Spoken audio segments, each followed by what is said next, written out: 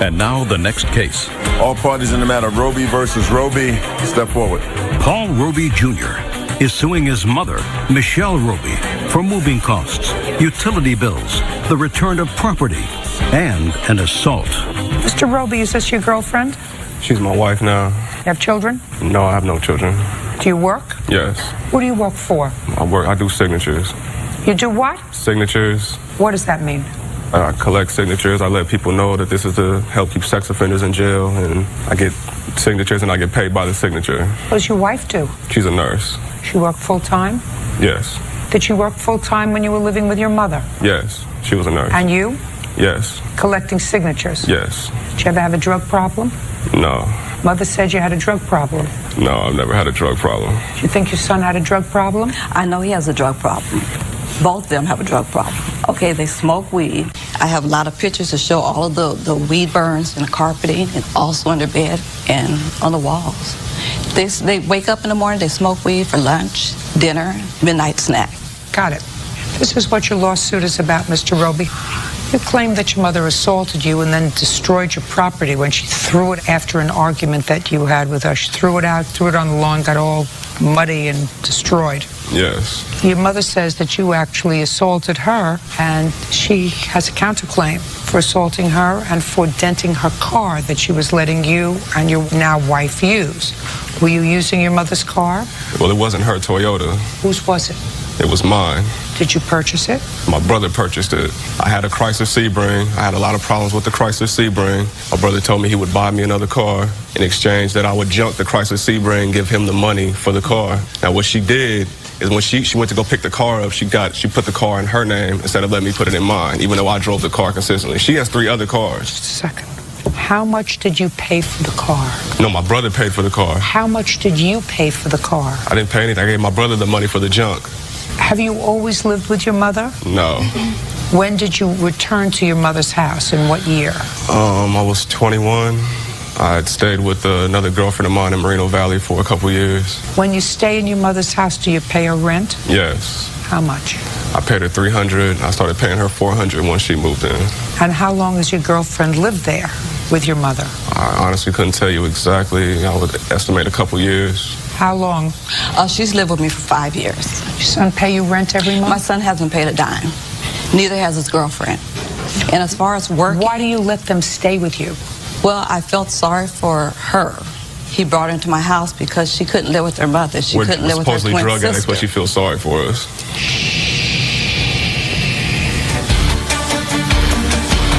Judge Judy continues in a moment. Are you in a family dispute? Go to judgejudy.com or call 1-888-800-JUDY. Go ahead. And my son, he dropped out of high school. He's been with me for 28 years. He did move out for about 2 months with another girlfriend, but they didn't get along. But he's lived with me all the other time. You have any other children who live with you? Yes, I have 2 others. How old are they? One is 32, and the baby, he's in college, so he's like away at college. Now, one of your brothers got married. Yes, my younger brother got married on the 6th of August. Okay, so he got married, and your mother had in her freezer a piece of the wedding cake. You come home on August 18th, and you want to put some food in the freezer. And the wedding cake is there, so you take the wedding cake out of the freezer, and what do you do with it? Put it in the refrigerator. Why? Because I think it's more important to save food that you are going to eat versus food that you're not going to eat. Whose choice was that that's more important? I believe that it's common sense to save food that you are going to eat versus food that you're not going to eat. Food that you are going to eat, you put in the refrigerator. You need food to survive, so if you're not going to eat the food, I don't think it's too important to keep the food. Do you think you're going to be a wise guy with me, Mr. Roby? No, You know what side of the bench you're standing on? Plaintiff's side. Do you know how fast I can get rid of you? As quickly as it says, case dismissed. I understand that. Yeah, I just want you to understand that. Your wife may think you're adorable. I, on the other hand, sir, do not. I think that you've probably so fried your brain that you think that standing here gives you a license to go toe-to-toe with me. It does not. This is my playpen. Now do we understand each other? I understand. You asked me a question, I answered the question. Well, you answered my question in what I perceive to be a smart aleck way. Well, wouldn't you agree that it's more important to keep food that you are going to eat versus food that you're not? Case dismissed. Excuse me, step out. Judge Judy continues in a moment. Yeah, this is case number 527 on the calendar in the matter of Burton versus Anderson. Thank you. You're welcome. Parties have been sworn in. You may be seated. Have a seat, please. Miss Burton, it is your claim that the defendant, who used to be your boyfriend, assaulted you and damaged your car. Yes, Your Honor. On the same day. The defendant says you were the instigator of this altercation. He has a counterclaim. He says that you broke his laptop during this little hissy fit that he claims you were having, and also a necklace that he was wearing. First, tell me whether you and Mr. Anderson ever lived together. Yes, we did at one point. From when to when? We lived together from the beginning of July to the end of July. Give me the dates that you lived together. July 1st to the 24th, 2010. And did you move into 2010. And did you move into his house or did he move into yours? I moved into his house that he was living in. Your Honor, she's lying. Whoa. This bold-faced lie. Was I addressing you? No, Your Honor. Then don't speak. When I ask you a question, then you'll tell me your side of the story. Do we understand? July 1st to July 24th. Where did you move from? From my mother's home. How old are you? I'm 19 years old. Did you have your mother's approval in moving in with Mr. Anderson? Yes, ma'am. Did you pay Mr. Anderson rent? Yes, ma'am. How much? I paid him $100 for living there from the 1st to the 24th. In whose room did you stay? Mr. Anderson's. How many people live in that home? It was 4 at the time. Who are they? Mr. Anderson, myself, and 2 of Mr. Anderson's friends, males. And from July 1st to July 24th, did you sleep there every night? Not every night, no, ma'am. When you didn't sleep there every night, where did you sleep? At my mother's home. How many nights did you spend at your mother's home? It was about half and half, honestly. I was All right, Miss Burton. Then we didn't live with Mr. Anderson. Okay, but I paid the rent. You see how nice it is when you're quiet? I'm really good at ferreting out the information that I need, Mr. Anderson. Do you understand? That I need, Mr. Anderson. Do you understand? Yes, Your Honor. I don't know where it's going to go, but I want you to trust me that by the time I get to you, I'll know more about this case than I did when I first came in here. Okay? Yes, Your Honor. Great. So you didn't live with Mr. Anderson. Occasionally you slept in his room. Right. But I paid rent there, and I don't care. I don't know whether you paid rent there or not. You have a receipt from the landlord? No, ma'am. You have a check? No, For ma'am. 12 nights. Okay. Right. All right. Now, on what date was this incident that you are complaining of today, Miss Burton? 18, 2010. August 18th. Yes, ma'am. So you were no longer even spending the night over there, because according to you, you were spending nights over there from July 1st to July 24th some of the time. Correct. So this happened on August 18th. You were no longer there. Correct. And you hadn't been there since the 24th. Correct. So far, is that correct? Yes, Your Honor. Are you happy? You're happier. Yes, Your Honor. Now you're going to tell me what happened on August 18th, Miss Burton. Yes, ma'am. Would you like me to read off my statement, or? Oh, I wouldn't like you to read off your statement. I would like you to close your statement and tell me. Absolutely. On August 18th, 2010, it was the afternoon. I don't remember the exact time, so I'm not going to say it. But Mr. Anderson called me pleading that he needed a ride home. He said he had no help. No one was going to help him. He had no other way to get home. Where was he? He was at a Shell gas station. Did you call her and ask for a ride home? No, Your Honor. On August 18th, how did you first communicate with Miss Burton? She called my phone. And when she called your phone, what did she say, Mr. Anderson? She was telling me, you know, she wanted to get up. She wanted to see me. And She wanted to get up. She wanted to link up. Link up. Absolutely. What time was this? It was sometime in the afternoon, maybe about 3, 4 o'clock. Where were you? I was at one of my friend's house. I just helped one of my friends load up some furniture and move her over to a new spot. And then what happened, Mr. Anderson? At that time, she called my phone.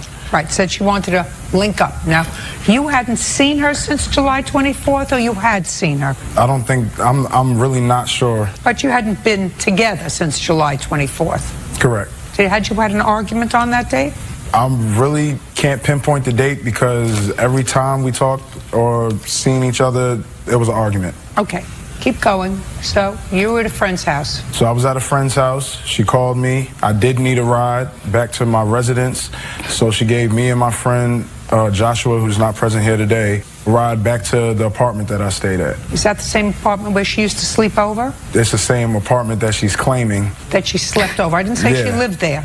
Yes, yes, you're right. Slept over. Correct. So she picked the two of you up and drove you home. Yes, Your Honor. From another friend's house. Yes, Your Honor. And then what happened, Miss Burton? Mr. Anderson has a past of stealing. I'm going to be honest with you. Listen to me. Don't be honest with me. Just tell me what happened. Okay, Mr. Anderson did, in fact, call me to pick him up. I would not go out of my way to pick him up from another female's home. Absolutely not. Never. Listen to me. I'm not a chauffeur, and that's not what happened. Listen to me. Okay. You picked him up with his friend, and you drove him home. He called me. You picked him up with his friend, and you drove him home. When we arrived at the home, I needed to use the bathroom. I asked Mr. Anderson if I can use his bathroom. I had a key to his home. I let myself in. Mr. Anderson and his friend was still in the car. My purse was in my car. I came back down to the car, and Mr. Anderson was telling Mr. Anderson goodbye. I checked my purse, because on a separate occasion, Mr. Anderson stole money from me. Stop. Okay. I checked my purse. Money was missing.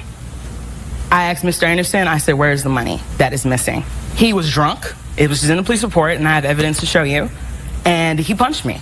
I fell to the ground. I grabbed his leg to try to get up, and he grabbed my hair and pulled my hair out. He also grabbed a bottle from his house. We were in the house at this time. We were in the house fighting. Well, just a second. Okay. Miss Burton, how did you get into the house? I let myself in with a key. Just a second. Hey, listen to me. Judge Judy continues in a moment. She was banging on my door like the psycho from... I told her to get lost, kick rocks. She forced her way into the house. I grabbed her by her arm and tried to lead her out the house. She still wouldn't go. Real cases, real people. Judge Judy. Chelsea Burton says ex-boyfriend Andrew Anderson beat her up after she accused him of stealing her money. Andrew is countersuing, claiming Chelsea destroyed his necklace and laptop. Miss Burton, you let yourself into the house with a key. Yes, ma'am. You used the bathroom. Yes, ma'am. Then you came outside. That's what you just told me. Correct. You had left your purse in the car, which means that you had to sit down in the car, look in your purse. Now you say there was money missing. You asked him where. At this... Nope. Okay. Sorry. I'm just telling you what you just told me. Okay. You asked him where the money was. He said he didn't know where any money was, and he was drunk. You're telling me you just found out he was drunk? You couldn't detect he was drunk when you picked him up at his friend's house? Not drunk and belligerent, no, ma'am. You mean he got drunk and belligerent from the time it took you to go to the bathroom? When I asked him about the money, he got angry. You got drunk and belligerent from the time you went to the bathroom to the time you came outside? No, ma'am. All right. He had been drunk. Okay. The next thing you told me was when you asked him about the money, he punched you. That's correct. Exactly what you said. And you fell to the ground. And then you tried to grab his legs. Get up. And then he pulled you by the hair. And then somehow, miraculously, you're transported inside the house. Because you say, then we're inside the house, and he took a bottle from the house. No, ma'am, I did not tell you the locations. Oh, yeah. I didn't tell you the locations as I walked. I let myself in. I used the bathroom. I came back out. He was in the car with his friend. He came out of the car. As I searched my purse, he was walking to his home. He was in his home. I went back to his... Oh, you went for just a second. I went back to his home to ask about my money. Just a second. Well, that's not what you told me before. Okay, that's what I meant to say. I'm sorry. Well, but that's not what you told me before. Okay. I know you keep saying okay. So you followed him back into his house. I did not follow him, Your Honor. He was already there. He was already settled. I had searched my purse because I know his type of personality. So I knocked on the door. Mr. Anderson answered. I said, do you have my money? Because you've done this to me before. Do you have my money? Please give me my money back. He punched me. And that's it. Go ahead, Mr. Anderson. Now I'm going to hear you. And I have pictures if you like. I don't want to see your pictures. I don't believe that story. Okay. I don't believe that that's the way it happened. Do you understand? Okay. I don't believe that you knocked on the door and said to him, where is my money? And he punched you in the face. He did. That may have happened, that he punched you. Okay. That's not the way it happened. All right. Go ahead. Okay, so after she picked me and my friend up, we went back to the house. I opened the door. She went to go use my bathroom. She used the bathroom. She left and went back outside. Who opened the door? I opened the door. With a key? Yes, Your Honor. She did not have a key. She didn't have a key until...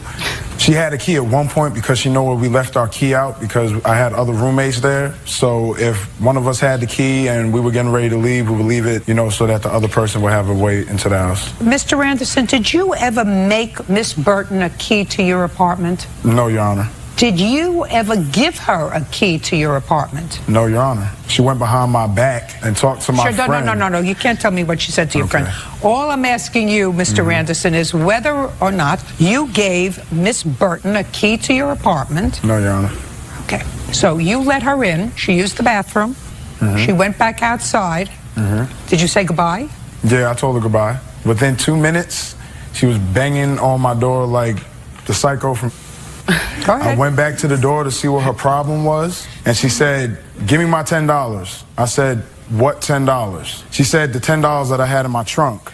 I then said, "From what point of me coming into the house, you using the bathroom and leaving, did I have time to go to a car that the doors were locked as well as the trunk with no key?"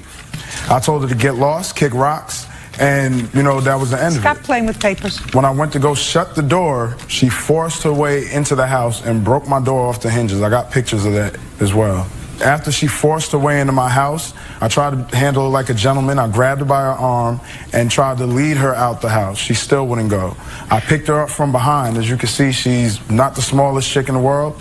And she tried to throw all her weight down onto the floor, and this is when she broke my chain. I let her back up. She got up. She ran into the living room. That's when my witness came in, and she picked up a bottle, broke the laptop. As you can see right here. Absolutely not true. I've got a crack on the top. Listen to me. I don't want to hear you. Okay. Go ahead. As you can see right here, I've got a crack on my laptop. The bottle actually went all the way through, and also cracked the front right here. And after she broke the laptop, she picked up a lamp and started. Mr. Anderson, when the police arrived, which they did that day, did you report to the police that she had broken your computer? I believe so, Your Honor. Do you have that in a police report? Not sure, Your Honor. Do you have the police report? Yes, ma'am. I'd like to see the entire police report, please. Would you like me to submit medical bills and pictures at this time? Absolutely not. Okay. Judge Judy continues in a moment. I was in the back of a police car with my hands tied behind my back. I was crying and screaming. My knees were buckled. I don't think you've ever been in the back of a police car, but it's very painful. Real cases, real people. Judge Judy. Chelsea Burton is accusing ex-boyfriend Andrew Anderson of assaulting her during an argument. Miss Burton, you were the subject of a prior criminal trespass in his apartment building. Is that correct? No, ma'am. Yes, you were. It says on police report, Mr. Anderson told the officer that. Just a second. Oh, the officer said that Miss Burton was in the call history at this location as being criminally trespassed from this location on July 5th. You remember that? That's when I was living there. Or you weren't living there. I paid rent. You didn't pay rent. I did pay rent, ma'am. Listen, I don't know that. Okay. I don't know that. Okay. Put your hand down. Let me tell you something else the officer says, which is why, you know, if something doesn't make sense, it's usually not true. The officer said, "I did not find either one of these subject statements to be correct." The whole thing doesn't make sense to me. He says that a whole bunch of stuff was in disarray. I didn't see anything about a computer when you spoke to the officers. You have nothing about your computer, Mr. Anderson? That's a very expensive computer. It is, Your Honor. And she's the one who broke it. That's what you say. At the end of the day, when you're dealing with somebody who should be in the police report, Mr. Anderson. Maybe the police were worried about the wrong thing. Instead of listening to what I was trying to tell them happened. When you got a female who's lying and comes out trying to put on a Mother Medea scene like she's all injured and hurt. There is no question that she did not start to complain about her physical injuries to the extent that they required any sort of treatment until after the officer told her she was being arrested for trespass. According to the officer, when he told her she was being arrested for trespass, let me see what it says here. "I advised Burton that she was under arrest for criminal trespass. At this point, Burton's injuries became more painful, and she advised me that she needed to be transported to a hospital to be checked. Prior to that, when the medical people arrived, Miss Burton had leg pain, she said, and 2 small scratches on her face. However, she refused treatment and refused to be transported. I'm speaking. Sorry. And refused to be transported to the medical unit and signed a refusal form to the medical unit." Yes, Your Honor, I didn't have an insurance, and I told him that, and he said, "You can still go," so he still took me. No, because that's not what he says happened. You see why I have a problem with what you're doing? I know what happened. Okay. I know what happened. All right. That's what the policeman said happened. You refused medical treatment, didn't want medical treatment. No, I told the police officer, that officer was, honestly, I'm going to be honest with you, ma'am. We're living in the state of Georgia. They're just ready to lock up young black people when they get into issues. He really was drunk. He has an issue with alcoholism, period. And then you had no... I was trying to help him. No. If he has a problem with alcoholism, then you stay away from him. And if he has a problem with being drunk, then you don't go back into his house if you think that there's $10 missing from your trunk. You leave, especially if you say that he's drunk. And it has nothing to do with the state of Georgia and police officers. The police officer offered you medical care. You declined it. When the officer checked him for warrants, it was nothing. But it came up positive that the police had been called to his apartment before saying, get her out of here. She's trespassing in my apartment. So the police said, we're going to arrest you. At that point, you said to the police, don't arrest me. I'm in pain. Take me to the hospital. No, ma'am. Well, that's what it says here. You want me to read it to you? I explained to the police officer I do not have medical insurance. No. It is this much. It costs this much for my injuries, $4,400. Listen to me. I did not want to pay for this out of pocket, but I was in a lot of pain. Yeah, Miss Burton. Honestly, I was in a lot of pain. I need you to understand that. Just a second. How much time did it take you to get into a lot of pain? Now, you're having a conversation with the police officer, and you decline medical treatment. Because of insurance purposes. You think you're smarter than I am? Judge Judy continues in a moment. Are you the victim of an assault? Go to judgejudy.com or call 1-888-800-JUDY. All right. So you talked to the police officer. You said, whatever it is, I don't have medical insurance. I'm declining medical treatment. Then the officer says, we are arresting you for criminal trespass. And you say, I'm in a lot of pain. I want to go to the hospital. Now, between that period of time when you declined and said, I want to go to the hospital, took just about that much time. I want to know, is it within that time frame that your pain became either so acute or somehow miraculously you got insurance? No, I did not receive insurance. Right. No, ma'am. But I was in the back of a police car with my hands tied behind my back. I was crying and screaming. My knees were buckled. I don't think you've ever been in a back of a police car, but it's very painful to be in that position. And it was getting worse as I was in that tight position. Great. And I told him I wanted to see the hospital in the beginning. I told him I wanted medical insurance in the beginning. No, you didn't. I told him that in the beginning. Yes, ma'am. Well, it's in the police report, ma'am. I highlighted it. You gave me the police report. I highlighted where I told him at first I wanted med care. I did. You mean if I were to come up with a form that is signed by you saying that you declined to be taken to a medical unit, are you telling me somebody forged it or did you sign it? He gave me a paper. Your case is dismissed, Miss Burton. And so is yours, sir. You don't belong with each other. I didn't decline it. Stay away from each other. Goodbye. Thank you. Parties are excused. You may step out. Judge Judy continues in a moment. Yes, case number 489 on the calendar in the matter of Crum versus Granberry Foltz Williams. Parties have been sworn in. You may be seated. Miss Crum, somehow you are related to these three young ladies. Yes, Yvonne Foltz is my aunt. And who's the aunt? Yes? And Jaleesa and Janika are my cousins. Are they your children? Yes. For some reason, there was a falling out with your aunt and her children. And it is your claim that one or all of them were responsible for keying your car. Yes. When was your car keyed? December 10th in the parking lot of Walmart. Who had driven the car there? Yvonne was driving her vehicle. Who had driven the keyed car? Oh, I drove my car. What time did you get to the parking lot? I'd say I was probably there around 9:30ish because I just got off of work. And 9:30 in the morning. a.m. What kind of work do you do? I do medical assistant. Who was driving your car? Your Honor, at that point in time, I was at work. You were at work? Yes, ma'am. What kind of car do you have?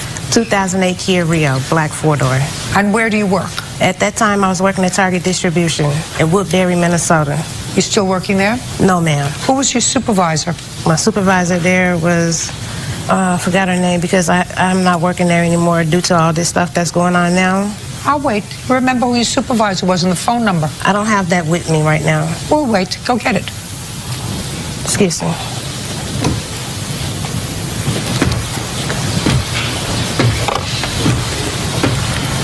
How old are you? 22. And you? 17. Where do you work? Don't work right now. What do you do? I'm looking for employment. What were you doing on December 10th, 2010? I was at my cousin's house. Cousin's house where? In St. Paul, Minnesota. And where is this Walmart parking lot? It's in Blaine, Minnesota. How far is that from St. Paul? Like 50 minutes. How did you get to St. Paul? My cousin. Came to pick you up? Yes. How long did you stay there? I was there for like 3 days. From when to when? Saturday, and I don't know what date it was, because December 10th never happened at Walmart, and the 10th would have been a Monday. I just asked you what date you were visiting. I'm not sure. With your cousin. I didn't ask you. December 10th did in fact happen. It was a day. Yeah, I went over there before December 10th, and it was that weekend, so it was a Saturday. What I'm saying is December 10th, I don't know the date, but it was days before that. Who went with you? My sister and my daughter. She was suspended that day, so that's also why she was with me. She was suspended? How old is your daughter? No, my sister. Oh, your sister we were was together because it was a weekday and she was suspended from school. So we were together in St. Paul. How old is your daughter? She'll be 4 on April 21st. Miss Crum, can you tell me whether this was a trip that you had planned to make to Walmart? Yes, indeed it was. I was going to go to Walmart to go shopping for Christmas shopping for my kids. Yes. And as I was on my way there, I saw Yvonne Carr following me. Just a second. You have the phone number? Yes, ma'am. And the name of your supervisor? Jill. Just hand it to me. Thank you.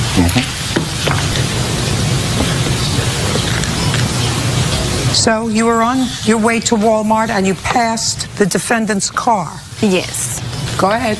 That's when I seen her make a really quick right turn behind me. So I kept going, and at the time I'm on the phone with my mom too, saying like, oh, I see your sister and she's following me. And she's like, just keep going to where you're going. And I drove to Walmart, which was probably about a couple blocks from there. And once I got there, I noticed they were still behind me. So then I hurry up and parked. Over there. Look at me. So I hurry up and parked. And once I parked, they parked only about, I say, a few cars from me. Who was in the car? It was Yvonne, Janika, and Jaleesa. Go ahead. So anyhow, I parked, and they were still behind me, and my mom was on the phone, so I'm like, okay, they still here. Why are they here? So she said, just go into the Walmart. And before I get out of my car, I can hear them yelling, oh, I'm gonna F this B up. If she don't get out the car, we'll break the windows and get her out. And if she just act funny or say something funny, we're going to beat her up. So, Ms. Crum, there is no question in your mind that the defendants were at the Walmart parking lot on December 10th? Correct. That she was not at work at December 10th at 9:30 in the morning? Correct. And these two were not in, I don't know, visiting a cousin for a couple of days. They were with their mother? Correct. And I don't really have to get into what this family dispute was all about. I don't want to know. Okay. Suffice it to say, I assume that at one time you were a close family, and because of something, you're not a close family anymore. Right. And nobody knows how to just not be a close family without being destructive. Exactly, or violent. I don't care. That's not my problem. I don't want to put this family back together. I don't care if you're not back together. All I care about is your keyed car. Me too, exactly. Now, did you go into the Walmart? I did. I actually ran and afraid of being assaulted by them three.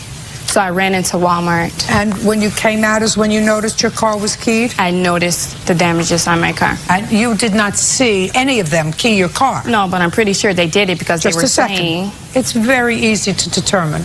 Can I see pictures of your car, please?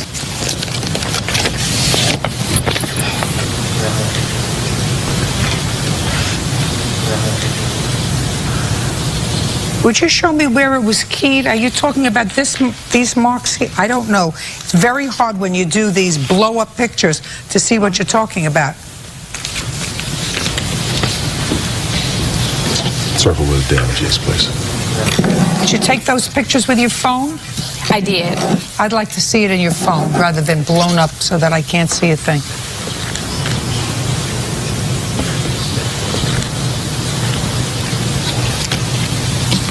And you can just move your finger towards the left and it should keep going.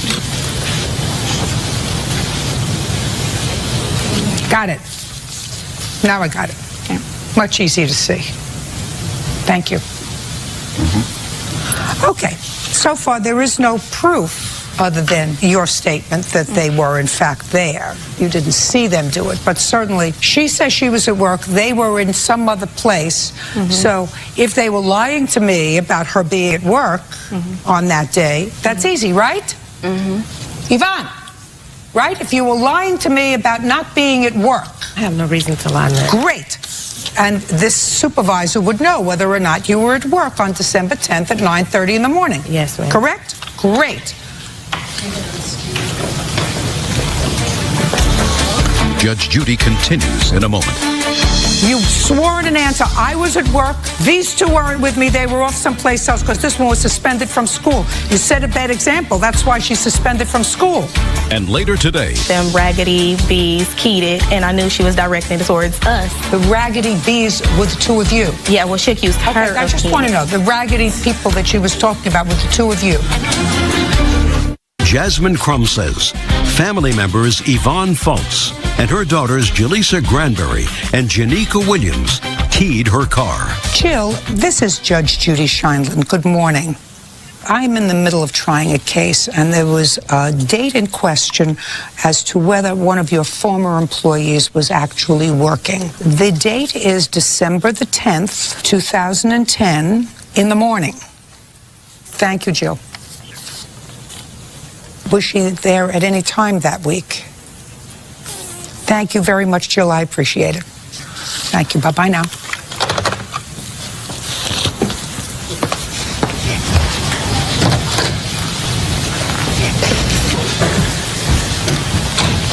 Not supposed to lie in front of your children. That I don't do. You're not supposed to lie in front of your children and make them co-conspirators in your lie. You understand? Your Honor, I am Do not you a liar. understand? Maybe I have got a date wrong because I was working a lot of Listen, overtime. don't tell me I have the day wrong. No, you know no. exactly why you're coming to court. You know exactly the date. You swore in an answer, I was at work. These two weren't with me. They were off someplace else because this one was suspended from school. You set a bad example. That's why she's suspended from school. No, Your Honor. No? You don't think so? Well, you weren't working on December 10th. How much did it cost to fix your car? I have the repair damages. Excuse me, Your Honor. I'm not speaking to you. I haven't gotten it fixed yet. Judgment for the plaintiff in the amount of $500. That's all. Step out. Think twice about your mothering. All these are excuses. You may step out.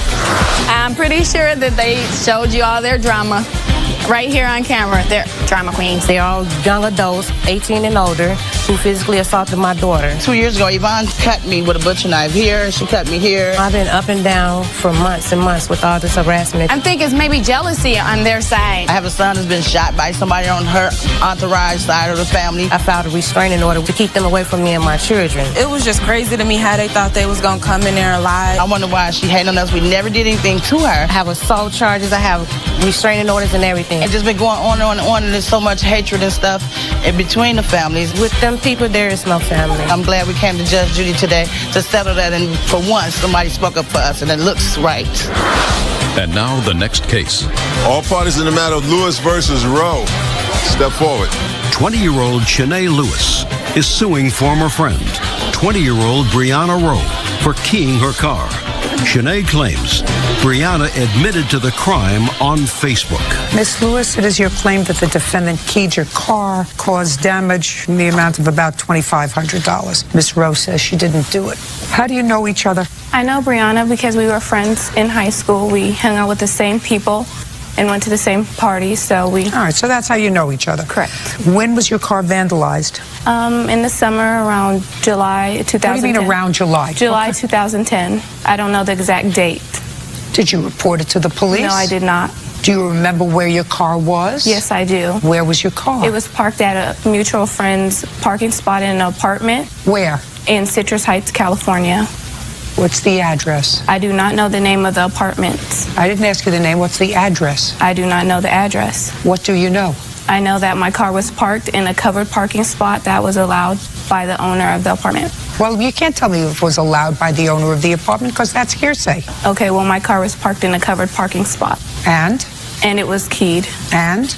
And I have proof that Brianna Rowe did it. I'd like to see your proof. Well, we were at a mutual Listen friend. to me. Yes. I want to see your proof. Okay, I have documents of the pictures of my car. Listen to me. I want to see the proof. Okay, here's the proof of my car. I don't have to see the keys car. You don't even know when it happened. I want to see proof that the defendant keyed your car. Okay, well, she admitted on Facebook to doing it. Let me see it. This is the conversation right here, and it's highlighted right there. You have younger children. Would it be possible for you to interpret this gibberish that is highlighted for me? I'll give it a shot.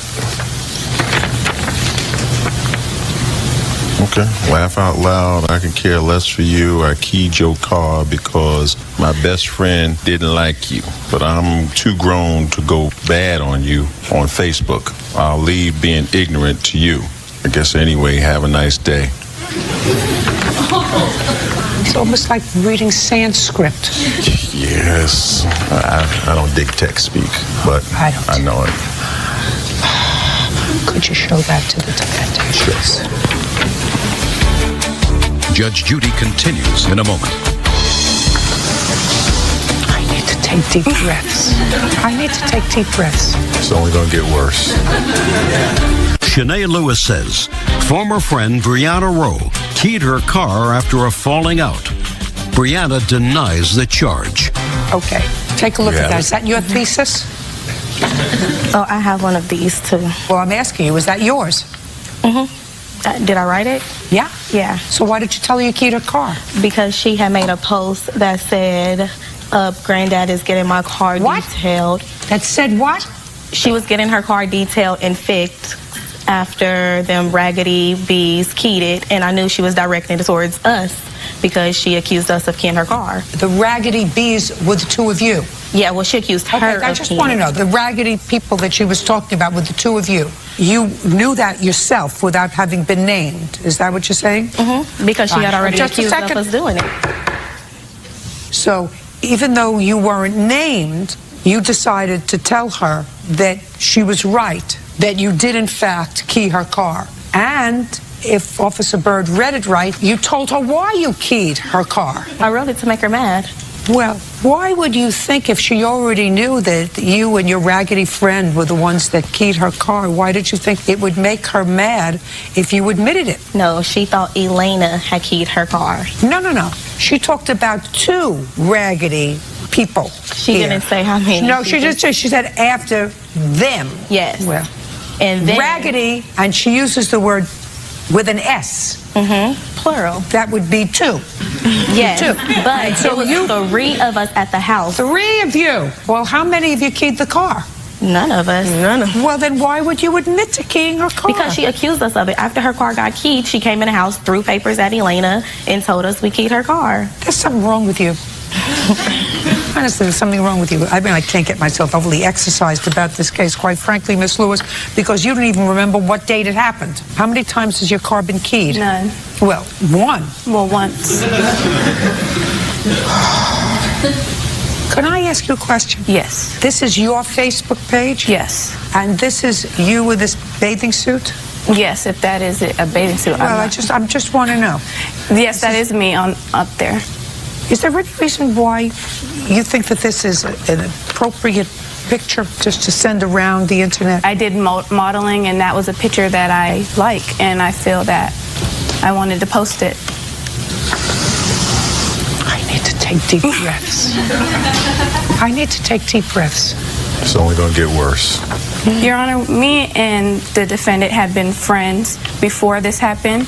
The defendant and I had been friends also. The defendant and I were friends before this happened. And the reason why I believe the motive that they had... I don't care what their motive was. She admitted it. It's irrelevant to me what her motive was. Okay. I assume that you had some sort of a falling out. Is that right? Mm-hmm. Yes. Yes. Now I'll see the pictures of your car. Okay.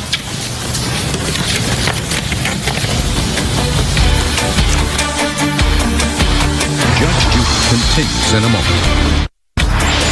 Want justice? Go to judgejudy.com or call 1-888-800-JUDY. Now, when did you take these pictures of your car? I took them when it happened, and then I took some more before I came. And since you don't know exactly when this happened, sometime last summer, I assume you've been driving around with your car exactly the way it is? Yes. Do you have an estimate to have it fixed? Yes, I do. I'd like to see.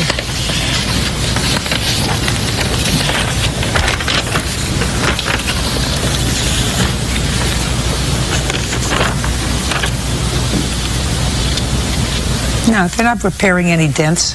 She didn't dent the car. She keyed it.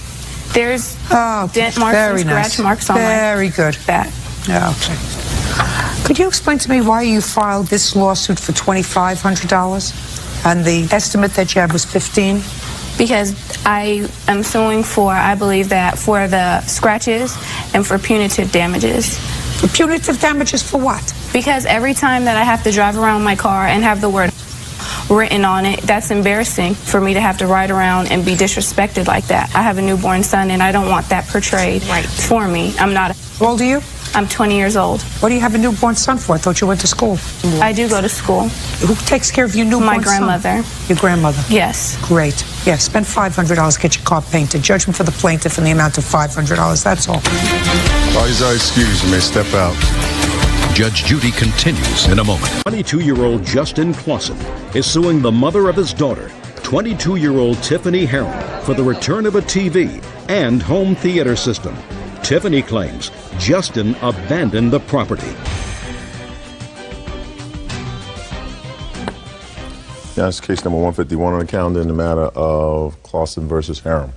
Parties have been sworn in. You may be seated. Ladies, have a seat, please. Miss Heron, while I have a busy day today, and I'm not going to make you leave the courtroom, I'm going to suggest that the next time you appear in court, you are more appropriately dressed. Do we understand each other? Sorry, Your Honor. You're not going to a beach party today. Today you come to court. When you come to court, you come appropriately dressed. We understand each other? Definitely. Good. Now, Mr. Clausen, you and the defendant have a child together. Yes, Your Honor. And it is your complaint that when you separated some time ago, you left your television set and entertainment center with Miss Heron. Yes, Your Honor. And you want those items back. Yes, that would because be you great. say you paid for them, and you're still paying for them. Yes. Ms. Heron says you left her not only with the child, but with a whole stack of bills, and she paid as many payments as you did on that television set and entertainment center. They don't belong to you, they belong to her. When did the two of you separate, sir? We separated in January of 2004. And when was the television purchased? In September of 2003. And the entertainment center? As well, at the same time. And the TV stand as well. You moved out of the house, sir, in January of 2004? Yes, Your Honor. And you left the television set and entertainment center there? Yes, I took everything else that I could, but I did not have a truck to take that. Well, between January 2004 and June of 2005, I assume that you could have gotten a truck. Yes, Your Honor. But you didn't. I did. I called the police. She wouldn't let me get it. I called the police and they said... The first time that you asked for it was what date? A couple days after that. I was like, hey, can I get it back? She said, no. Too bad. Okay, fine. When did you first file a claim against her in small claims court, which you did in order to initiate this case for the return of your TV and entertainment center? I have it right here when I went. What's the date? The date is 3/15 of 2005. So I'm going to ask you, where were you for 14 months? Your Honor, I'm trying to become a firefighter, and I was going to school 4 or 5 days a week, and I just didn't have any time for that at all. And taking Well, care what of are my you doing now? Now I took some time off because we went through a bunch of custody hearings for our child. One custody hearing. Shit, Mediation, meeting lawyers, and everything else. Just a second. So you took time off for that? Yes. And when was the custody case ultimately decided? 3 weeks ago, 2 weeks ago. Give me the date. May 18th. Yes, Your Honor. And at what stage of the proceedings were the custody and visitation and support case in at the time that you filed the small claims court case? I filed it right after that. Right after what? After we went to mediation, I filed for small claims court on... Well, what happened at mediation? I tried taking it to mediation. She wouldn't have anything to do with it. Her mother said that she would pay me $1,500 for it, but she... What are you talking about? May I say something? Yes. In mediation, he took my daughter from a family member's house, which happens to be my cousin's mother. He wouldn't let me see my daughter, so I went down and I filed custody papers. They granted me full temporary custody. When was that? In March. In March, and it was right after that that he filed the small claims court case. That is correct, and it was the day that he was ordered to pay me child support that he served me the papers for the small claims Tell court. him why. Excuse me? I was going to have him tell her. Excuse me, Your Honor. I'm sorry. I didn't ask you anything. Now, on what date did you take your daughter from this lady's house? I'm not sure of the date, Your Honor. Well, if you're not sure of the date, she is. What was the date? March 15th. Yes, madam. You want to get up and say something? Yes, I do. You're exploding. Yes, it was March 23rd. What was March 23rd? That the baby was removed from the cousin's house because we had a phone call. She was Shh, don't speak. We had a phone call from a bounty hunter looking for Tiffany. And Yeah. the bounty hunter stated that he needed to get hold of her and that the guy that they're looking for was a drug dealer. So her family told Justin to go get Kea. And that's why Justin went and got Kea. Her father and her. Just a second. There was a hearing, ultimately. Yes, Is that Your Honor. right? Yes, Your Honor. And at the hearing, who was awarded custody? She was. I did not have any paternity tests. Have you had one now? No, the court did not order me one. They Why said, not? I have no idea. They just said that, okay, well, are you willing to take care of this baby if it is or not yours? I said yes. So therefore, no paternity test still, but I am. Did you ask for a paternity test? Yes, Your Honor. And they didn't really do anything about it. He actually filled out the paperwork and everything. And They the were courts- served to me in court when we had our custody hearing. Oh, fine. Very good. So right now there has been no legal adjudication of paternity. Is that right? Because you haven't had the paternity test. Exactly. Your Honor, Okay. they made him sign a paper that said that that he didn't have to take a paternity test. That basically, when we went to court on May 18th, they were granting him he was the father without the paternity test. Is that what they did? Yes. That was very stupid on your part. Mr. Clausen, I'd always take a paternity test, sir. Yes, Your Honor. You never can tell. But that little girl is my whole life. I love her more than anything in the world. Great. Listen to me. Did you live together? Yes, Your Honor, we did. For how long? 4 years? 2 years. Was it 2 Huh? years? Yeah, 2 years. 2 years at our other house in 6 months, so 3, 2.5, almost 3. We were together for a while. Is this your son? If you can have a paternity test, if you were my son, I would say have one. Giving you my good advice. That's the last thing of good advice you're going to get from me. You left the television in the entertainment center with her for 14 months, sir. I did, and I kick myself in the butt for it every day. But you had an agreement. Well, the other thing was that if she was to move out, I would be able to get it back. And she says, well, it comes in a package. If you take me back, then I get her and the TV back. And? And I don't want that deal. Why not, sir? Because he'd rather have a 17-year-old girlfriend. Shh. Don't interrupt again. Sorry. I let you slide with the outfit, not with the conduct. Go ahead. Because, Your Honor, it's just how I've caught her at some guy's house, and it's just wrong, and I don't want to have that lifestyle. Well, very good. You see why I suggested you get a paternity test, sir? Yes, Your Honor. Judge Judy continues in a moment. You went and bought the clothes on his Sears account for yourself? I did buy things for the baby. You didn't. According to you, you bought cami things for you. Cami in white, cami in pink. Maybe this Shirt one. to be exact. And later today, Miss Bass, you got to understand something. You may waltz around me, but ultimately, I'm going to get to the truth. real cases, real people. Judge Judy. Justin Clausen says the mother of his daughter, Tiffany Harem, owes for the return of property and credit card charges made without his permission. Now, you get a paternity test, sir. What you don't get is a television and an entertainment center that you left there for 14 months. Do you understand? Yes, Your Honor. Madam, you could sit down. Thank you. Get over the television and get over the entertainment center. After 14 months, they're abandoned property. You left them there. I assume that your daughter is watching the television set? The one that you No, left? it's in storage. It's sitting in storage. Is that sitting in storage? No, it's not, Your Honor. Where is it? It's in my house. In my bedroom, to be exact. If you would like to call her father would say that it's in the storage. It's underneath his name. I'm not calling her father. I'm telling you, get over it. Thus far, the order was that she has custody and you have visitation and everything is nice, even though custody didn't end up the way you wanted it to end up, right? Yes, Your Honor. That doesn't mean that you try to exacerbate an otherwise relatively calm situation by filing a small claims court 14 months after the fact for a television set. Well, that was not stupid. That was not the only thing, though. She went to Sears and purchased some stuff on my credit card. Oh, I'd like to see that. Here's the receipt.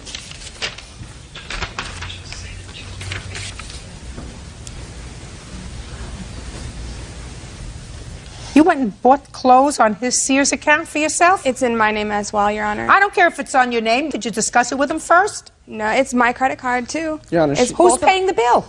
We both paid the bill. No. Excuse me, Your Honor. I paid the bill before he moved out for over 2 years. I'm talking about now. This sales and I offered check to pay him. Is dated March 11th, 2005. Well, why all of a sudden did you start using this credit card? I went one time and... Well, you have to pay for it. Because I feel that I have paid my fair share of all of his credit cards, and I have them here. Listen to me very carefully, madam. I have no counterclaim. All I have is somebody who, after a year and a half, went in and used a credit card just to give him one of these zingers, knowing that you weren't going to pay the bill and he was going to get stuck with it. And I would feel a little bit more compassionate towards you if you bought things for the baby. But you didn't. I did buy things for the baby. You didn't. According to you, you bought cami things for you. Cami in white, cami in pink. Maybe this shirt to be exact. That you get paid for. So a judgment for the plaintiff in the amount of $204.81. Thank you. All you are excused. You may step out. He's a good dad. He was there all through my pregnancy and, and still is for her. I will continue being a great father. We were very young. We've been together for a long time, 6 years. For her, she'll probably keep being a good mother. We had a lot of growing to do. We're different people now than we were, but definitely still both good people. Is suing her boyfriend's half-brother, 26-year-old Timothy Harpster, for stealing her car. Timothy says the car was in his name. All right, Miss Bass. This gentleman was your boyfriend's brother. Still your boyfriend? Yes. This is the boyfriend? Yes. Were you all living together? Yes. And according to your complaint, you had a car. Mm-hmm. Your insurance was very expensive. Correct. Why was your insurance so expensive? Because I was only 20, so my insurance was really high. And my policy was about to expire, so Tim had given the offer to put it in his name. Okay. It's your car, and you're going to be driving it. Primarily, yes. And in order to get cheaper insurance, you signed the car over to him. Not only that. We were all living together, and Tim's car was about to get taken because he didn't pay on it, so I was driving his and he was driving mine. And we would all be driving each other's cars, and so he had to put it in his name. So then it was really all of your car. Everybody paid their fair share of gas and maintenance on it and everything else? No, I paid the maintenance. Everybody paid gas for the car? Well, what we drove, we put in gas and stuff, and You're not, Miss Bass, you got to understand something. You may waltz around me, but ultimately, I'm going to get to the truth. Okay. You understand? Sure. What you did was defraud the insurance company. That was your intent. No. Your intent was, oh yes, your intent was that it was really your car, because that's why you're here. That's why you're here. It was really your car. You put it in his name for insurance purposes, because if he took out the insurance, it would be cheaper. And then, when you all had a falling out, he took the car, and you want your car back. That's what the case is about. So it wasn't all of your cars, it was your car. That's what you're suing for. Right? Right. Oh, okay. So what you really did was, when you put the car in his name, which he acknowledges, and he acknowledges that it was put in your name for insurance purposes, right? Yes. You didn't pay her anything for the car, did you? No. She didn't make you a present of the car, did she? No. It was put in your name for one reason only, to defraud the insurance company. Right? Yes. Now, when did you stop living together? In February. Who moved out? I did. What'd you do with the car? Well, it sat at the house. I moved out on the 1st of February, and shortly after that, Justine, my brother, I guess, moved out of the house. When? As of, I think it was March, around March 1st. When did you move out? We moved out on March 1st. And? I actually had some problems with Justine and my brother trying to get some of the things, my belongings, back out of the house. Finally, I did get to pick up the motorcycle that was left in the garage. I don't care about your things. That's not for me, Right. sir. What happened to the car? Like I said, we had gotten into some arguments and things. I didn't take the car until almost the end of March. The car was left at the house. In the old house? Yeah, they actually moved out and didn't take the car with them. Is that right? And it sat We there. couldn't. The title was not in my name, and it would be considered stolen, and the cops would have been called, and I would have gotten in trouble. So you left the car there? Had to. So you left the car there? Yes. After you moved out on March 1st, when did you contact him? For what? For your car back.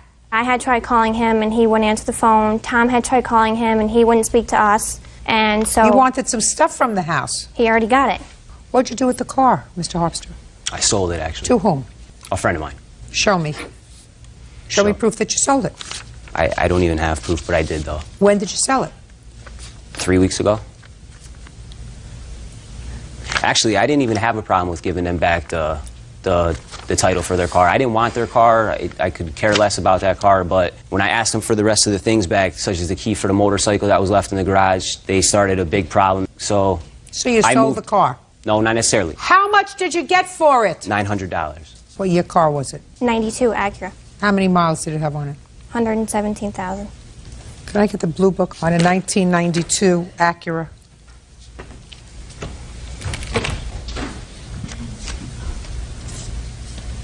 Bird, it's a hatchback. Yes. Let's put it in fair condition, please. What kind of car is it? Integra GSR. It wasn't a GSR. It was a GS. GS. Fair condition, 1625. Could I take a look? That's the G. You have to teach me how to do this thing. She has an Integra. There's the Integra list. 92 Acura. Right, a GS. Right, and then the GS. And then she has a GS hatchback. So 1625 on fair condition. Your Honor. What is it, sir? As Tim's saying, that car is a GS. The GSR was it was a special edition. It was only came in the hatchback. The car was a hatchback. If he had the title. Only a difference of $100, sir. Listen, you have to consider yourself very, very lucky that I'm even considering any part of your claim, because usually when people come into a court with not clean hands, I throw them out. I understand what you were saying as far as the defrauding insurance company, but the fact is that Tim was primarily driving that car. His car was often parked. Let me explain something to you. You want me to read you what your girlfriend said in her complaint? Oh, I've read it. You want me to read myself. you? Okay. The insurance policy on my car was about to expire, and Tim said he could put it on his policy so that I could get a cheaper rate. That's why she says that you put the car in his name, That was to not get the- a cheaper rate. That's fraud on the insurance company, sir. Any way you slice it. You're very, very fortunate that I'm considering any part of your claim.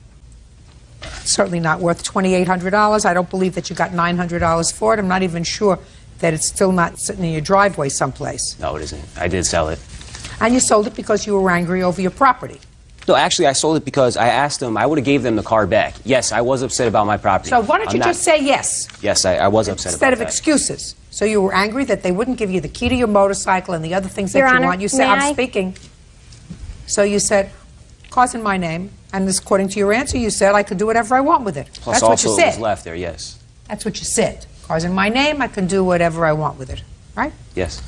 Your Honor, we did leave the car there, but what were we supposed to do? Remove You the were car? supposed to do exactly what you did now, sir, which is immediately go to small claims court there and have a case that was heard sometime the beginning of March. That's what you're supposed to do. Well, I was also speaking to other family members of mine, my brother Jim, who is an older brother than both of us.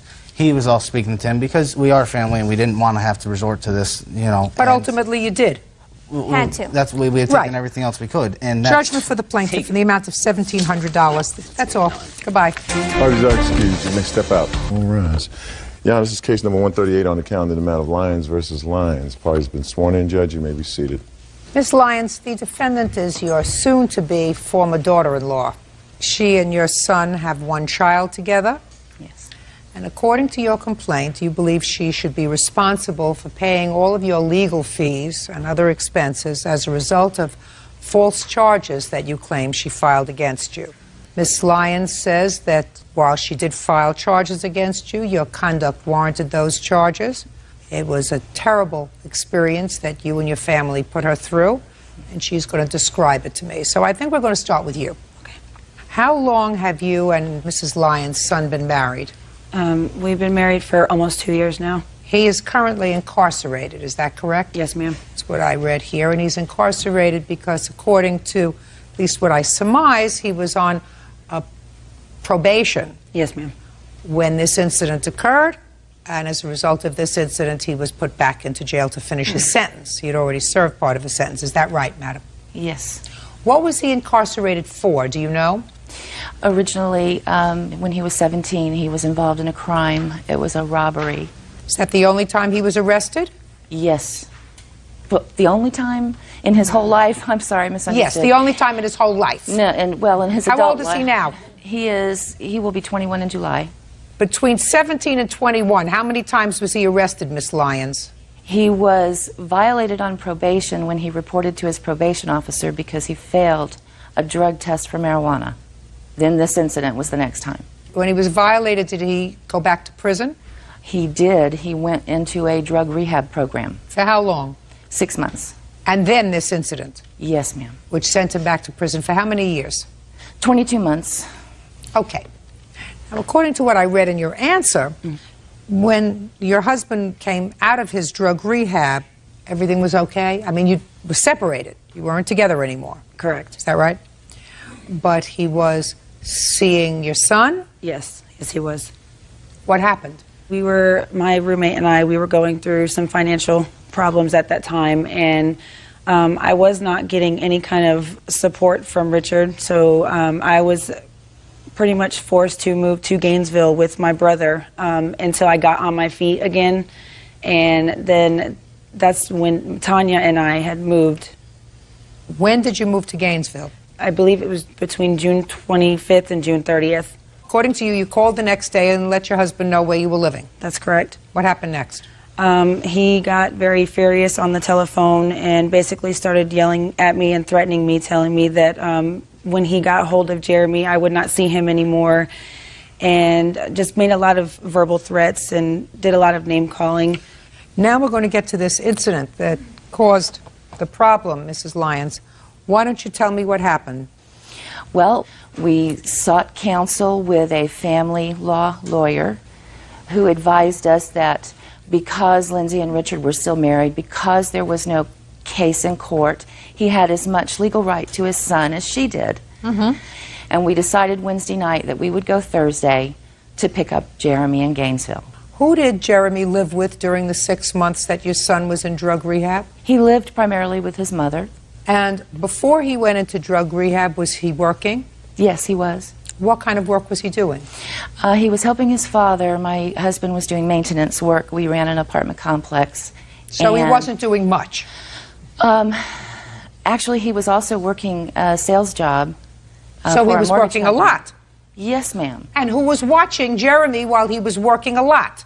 Well, if Lindsay was not working at that time, we were watching. If Lindsay was not working, she was watching. Right. If she was working, we watched. So let's get the story straight, Miss Lyons. So the child is 2 years old, and his primary physical caretaker during those 2 years has been his mother. And you, your husband, and your son decided after you spoke to a lawyer to go and physically retrieve the child from his mother. That's what you decided to do. Yes. Tell me what happened. We arrived at her brother's house, which was a small trailer that had 3 other adults and an infant child living there as well. Her brother's girlfriend, Amanda, answered the door, told us that Lindsay and Tanya and Jeremy had gone on the city bus downtown and to sell their blood for money. They were broke. So we went to the nearest bus stop. We saw Lindsay and Tanya and Jeremy coming up the road. Richard got out of the car, crossed the street to their side of the road. Lindsay handed Jeremy to Richard. Excuse me, that is incorrect. Just a second. Okay. Go ahead. They stood there and talked for a few moments, And after a few moments, Richard turned and walked across the street to where we were parked. Because you were going to take the baby.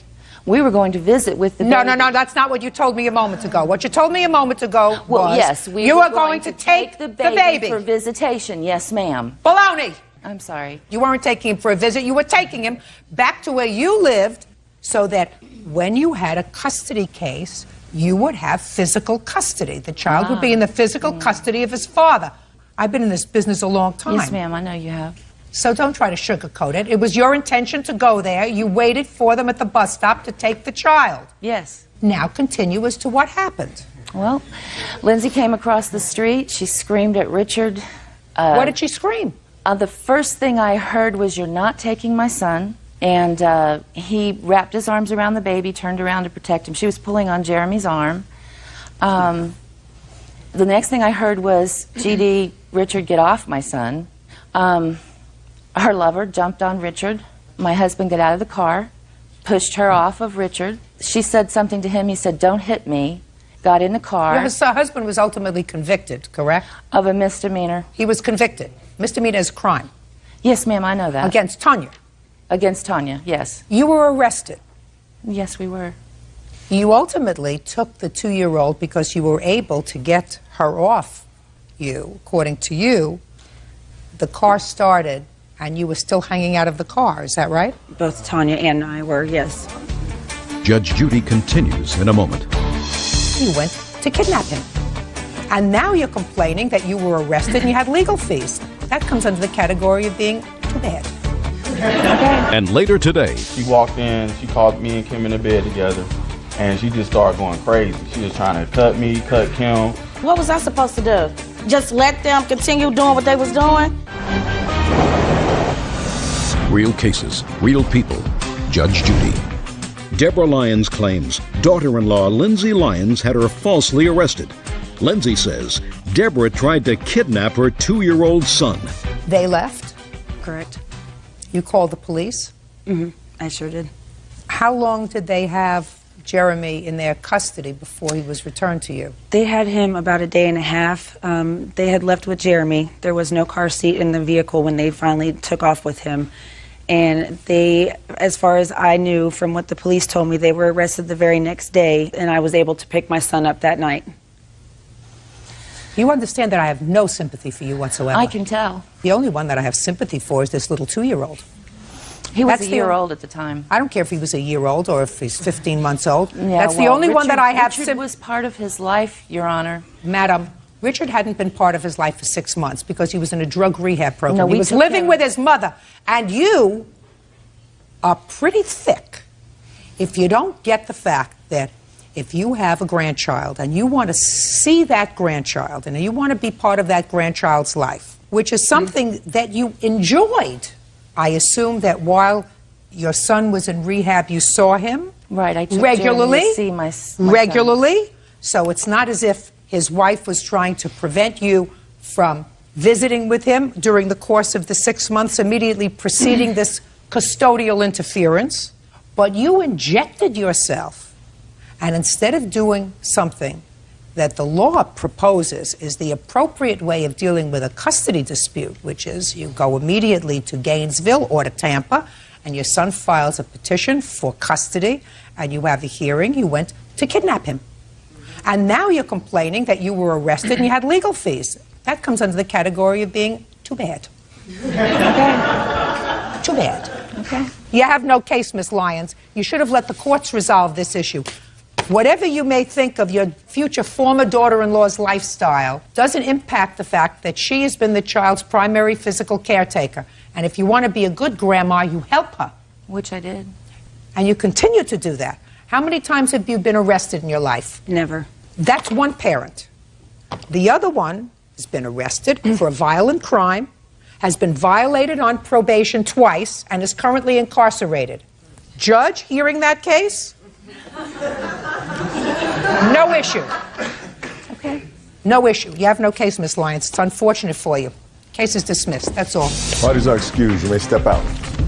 I disagree with her lifestyle choices. I was very sad, and I knew, but my main concern was my son. I have very strong beliefs and faiths, and I find it to be an abomination. My gut tells me that I don't want to have anything to do with them. She moved her lover in and just flaunted it in our face. I don't want to put my son in that situation ever again. My son still has father's rights, and he will sue for them, and I believe he will get them. And as long as he has rights, we will too. And now the next case. All parties in the matter of Curry versus Orr. Step forward, please. Shirley Curry is suing her son's ex-girlfriend, Nikki Orr, for trashing her home. Nikki claims she found Shirley's son in bed with another woman. Miss Curry, I assume, based upon your complaint, that you were not at home at the time this incident occurred. Is that right? Correct.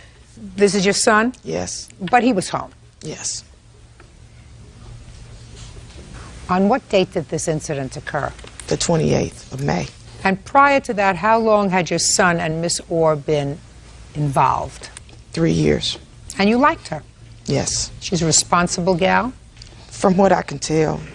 Do you work? No. What do you do? Just homemaker. A homemaker of? I receive SSI. What's the nature of your disability? Legally blind in the left eye. Do you drive a car? No. How did you get to the plaintiff's house on the 28th of May? I caught the bus from Cincinnati, Ohio to Kentucky. How long a ride was that? 15 minutes. Now, before you caught the bus, that 15 minutes, you had been drinking? Yes, ma'am. A lot? Yes, ma'am. Why were you drinking so much? Because I heard by a friend that he was cheating on me, so I went to go confront him. And what did you find when you got to Miss Curry's house? You He was found in the Mr. bed. Hornsby there with? Who were you there with, sir? That's not a smile. Well, I was with a friend of mine. What's her name? Kim. Tell me what happened, Mr. Hornsby. First of all, she came in. The door was open. She walked in. She called me and Kim in the bed together, and she just started going crazy. She was trying to cut me, cut Kim, cut my mama furniture up, and just start cussing and acting a fool. And there wasn't even no cause for it, for real. Did you tell Miss Orr before May 28th that you were going to see other people? I told her that we can be friends, and if she want to be with me, that it's going to be an open relationship. But right now, it's best that we just be friends. Why did you tell her that after 3 years? I met somebody that was more interesting. Did you tell Miss Orr that you met somebody that was more interesting, or did you just tell her you wanted to be friends? I just told her I wanted to be friends because me and Kim is friends. Well, that was friendly if she found you in bed together. That was, I mean, you know, I have friends with Bird. But my whole point is, if we friends, it shouldn't matter who I'm in bed with. When you've had an intimate relationship with somebody for 3 years, do you think that she had other friends during the course of that 3 years? I think she did. Really? No. I think she did. I'm not sure. In any event, it is your claim, Miss Curry, that Miss Orr is responsible for destroying your house. Yes. Miss Orr says it wasn't her, it was somebody else. Yes. Can I see the pictures?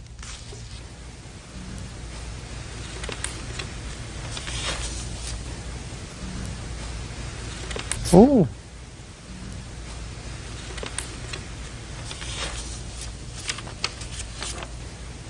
Did you call the police, Mr. Hornsby? No, because she has kids, and I didn't want to see her go to jail and have the boys messed up, so I begged my mom, because my mom wanted to call the police.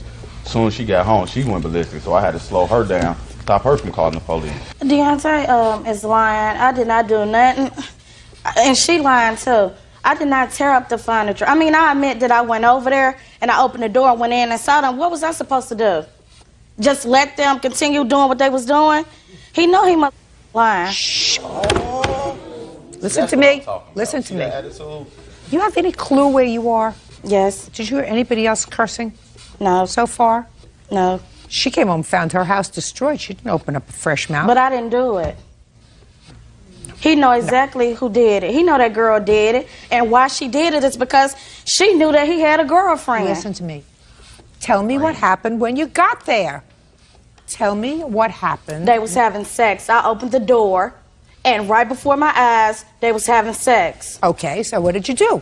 I started going ballistic. I started throwing stuff, tearing up stuff. But I did not tear up her living room set, and I didn't tear up her bedroom set. When you say you went ballistic, tell me what you did. I admit I took a knife and some scissors and started trying to go at him with it, because what was I supposed to do? You see somebody you've been with for 3 years, you see them having sex with somebody else. Plus, he didn't tell me that he had another friend in the first place. Miss Orr, what'd you take it out on her furniture for? Why'd you take it out on him? I didn't tear up her furniture. I mean, I admit I started... Shh. Listen to me. You just told me. I admit I had a knife, and I admit I had a scissors, and I admit I did something, but I didn't do all this, is what you're telling me. So what I'm saying to you is, why did you do anything to her furniture? You didn't find her in bed with anybody, right? Right. So you lost your temper, and you didn't have control over your temper because you were very angry and very upset and very drunk. You have some bills for me? Yes, I have. This is how much the furniture wasn't as good as it should be. So I had to put down $2,200 on that furniture before it was even delivered to my house. 29 years old? Yes. What do you do for a living? I receive disability. What's the nature of your disability? I got a heart failure. You got heart failure? Yes. What were you doing having sex in the middle of the afternoon on May 28th? I ain't dead, you know what I'm saying? Well, you know, I mean, it's just sort of find it interesting. Everybody's got disability. This one gets drunk and travels across town to confront somebody, and she's on disability, right? You're 29 years old. You're making hay in the afternoon with somebody, right? I know you're not dead, but if you have enough energy, Mr. Hornsby, to have an afternoon delight, it would seem to me that you could do something like, you know, box candles. Anyway, all right. Listen, I'm perfectly silent. Shh. Your mother finds you cute? I don't know. You think I'm cute? No. What? You have other children? No. This is it? This is it. You put all your eggs in one basket? Yes. Oi! I feel sorry for you. Judgment for the plaintiff in the amount of $5,000. That's all. Step out. Oh, you don't get your... That's case number 431 on the calendar, the matter of Greger versus Yates. Thank you. You're welcome. Parties have been sworn in. You may be seated. Folks, have a seat. Mr. Greger, how many limousines do you have in your fleet? 4 as of right now, Judge. And how long have you been in the limousine business? Almost 2 years, Judge. In the 2 years that you've been in business, how many times has your company taken a fee from a client for damage to the vehicle? Now look at me. Twice, I believe, Judge. 2 times in addition to this time? Yes, Judge. Great. Now, you take a credit card deposit. Yes, Judge. For any potential damage that occurs during the event. Is that right? You take an imprint of the card? Is that what you do? The way it works is they'll call and they'll make a reservation, and we'll take $200, and that guarantees that it's a good card. And then if there are any damages after the bus comes back, we notify them and then take our... Take that out of that credit card? Yes, Judge. Did Miss Yates give you a good credit card? No, Judge, she did not. Why not? It was a good credit card, but he said that he No, just a second. Let's get back to it's a good credit card. You reserved the limousine. It was your party. When you gave him a credit card, was it maxed out? No, it had the money that was down for the deposit. Judge, it was a debit card. It wasn't a credit card. She misinformed us and gave us a debit card number, and there was about $215 in that account when we took our $200 deposit, so there was barely enough to cover it. So let me understand this. This was not a credit card that you gave him? Yes, it was a credit card. He never informed me that he was going to remove any money when there was damages. Judge, we called... Just a second. If there were damage in the car, who did you think was going to pay for it? I was, but he never informed me that he was going to be taking money out of my card. He called... Right, but you do understand that if there were damages to the car during your party, that it's your responsibility because you're the one who hired his limousine. If I was the one who caused the damages, but I wasn't. You don't have to be the one that caused the damage. You or anyone involved with your party. How many people were in the limousine? 25. You or anybody else involved in your party? Nobody in my party caused damages. It was actually the driver and his the driver that caused damages? Yes, it was. Explain to me how the driver caused the damages to the car. Well, I was It was Look at me. It was my 21st birthday, so I was pretty intoxicated. Miss Yates, what does 21 have to do with getting drunk? Everybody goes out on their 21st birthday. He was there. He's seen the driver. Stand still. Okay. I'm talking to you. I'm asking what I consider a serious question. I can understand going out and having a good time and having a drink, having 2 drinks, or even having 3 drinks. But what is your 21st birthday? Why should that say to you, I as a woman, I mean, it's bad enough when a guy gets stupid and sloppy and disgusting. But a 21-year-old woman getting drunk is probably the most disgusting picture that I can conjure up in my mind. You think that's funny? It's not funny. It's disgusting. When you lose control of yourself so that you're a fool, 21-year-old guys, we sort of expect it from them, but not from a 21-year-old woman. I had control, but I knew it was Well, you don't have control if you don't remember what happened. Judge, I was told that she blacked out that night. I don't care what you were told, and what you were told is hearsay. Don't interrupt. Yes, Judge. Do you understand? I do. So if you don't remember what happened, you weren't in control, and you were a fool. So you don't know yourself how his driver caused the damage. I do know. Do you? How? I do not. I just don't remember the damage. There was any damages. I knew that there was a fight that broke out outside of the club, outside of the bus. What do you mean you knew? You mean you saw? You were there? Fight. Yes. You saw. Well, then you can tell me what you saw. Okay, there was a fight through your that broke out. inebriated eyes. Okay, there was a fight that broke out. I guess one of the girls' ex-boyfriends showed up. Don't tell me what you guess. I'm not interested in what you guess. A fight broke out outside the club. Yes, and the bus was parked outside of the club. And the driver was getting really upset. He wanted to leave. And I was like, you can't leave my friends here. Like, we need a ride back. What do you mean? The driver was getting upset? He was getting upset that there was a fight taking place outside of the bus. Just a second. Carefully, Miss Yates. Did the driver say to you, please get everybody, it's not safe here, I want to get out of here? He was yelling at everybody. And to get into the bus? Yes. And were people listening to him or not listening to him? They were, but he was also getting physical with them, like pulling people on the bus, and he can testify. He was there. Would you like me to come up and give a statement? Depends upon whether or not you want to do that. I would love to. I'm ready to hear you. Your last name is? My last name is Martinez, Judge. How old are you? 26. You were at the party? Yes. Were you as drunk as she was? No, absolutely not. Was she pretty drunk? Yes. Most of the people there are pretty intoxicated. And so you've been that route and now you're 26 and smarter, I assume? A lot smarter than I was at 21. Well, maybe you should have a talk with these idiots. Go ahead. Well, what had happened was a fight had broken out. Somebody's ex-girlfriend was partying with us, and her ex-boyfriend had showed up and wasn't too happy to see her there, intoxicated with a bunch of guys. And a fight had broken out. That fight spilled out into the street. Okay, so the fight was with the people that were in your party. Yeah. That turned into a brawl because it spilled out into the street. Of course, friends had friends there, and people started backing each other up, and a big brawl turned out. Well, security was involved in the fighting. They were throwing punches. They were spraying people with mace. There was a lot of commotion going on. The driver did ask everybody to get on the bus. Some of the people that were involved in the fight were fighting. They were trying to get on the bus. Some of the people that weren't even on the bus were trying to get on the bus to continue the fight. So it was hard to decide who was with the party and who wasn't. I feel for the driver because he was just trying to do his job. He was just trying to get out of there, get out of the situation. What had happened too was people were trying to get on the bus that belonged on the bus, and he wasn't letting people on the bus that should have been there. So I remember seeing somebody in the doorway of the bus trying to keep it open because he wanted to leave. He was telling everybody, I'm out of here, I'm not waiting for anybody, we're taking off. And as people were trying to get on the bus, he was trying to close the door, and somebody was holding the door open. I'm not sure who this person was. I barely knew a couple of people there.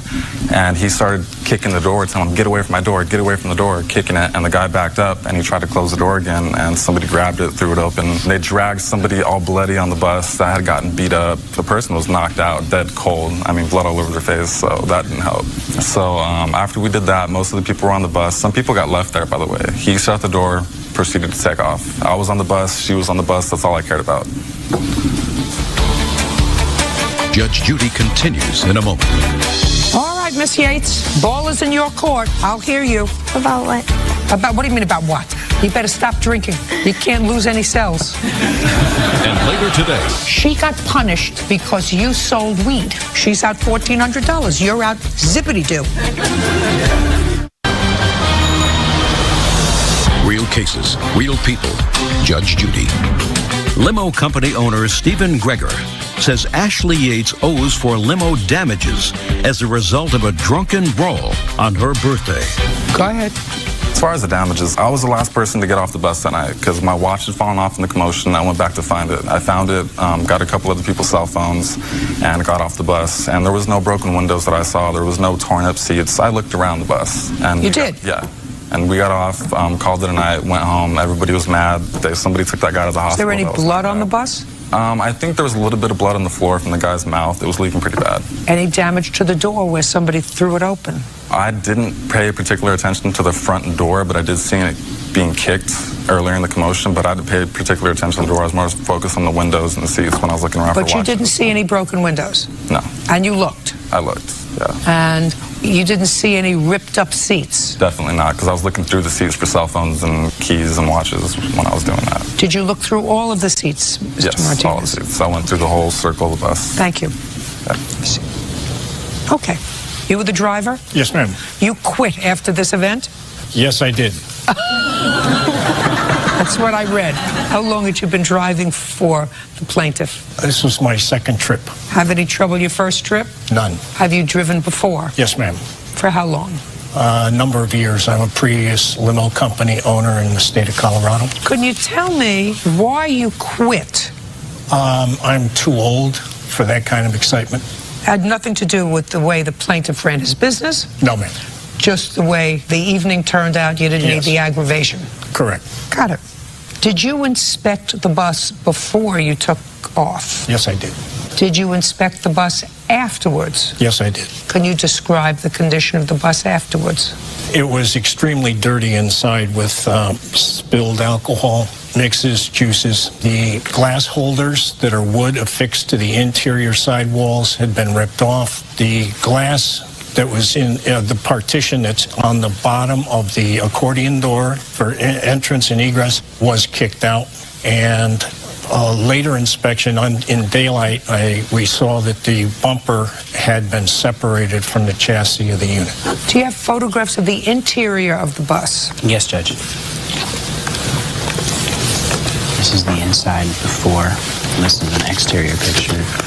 And then that's the floor and the bumpers and the actual window that's missing.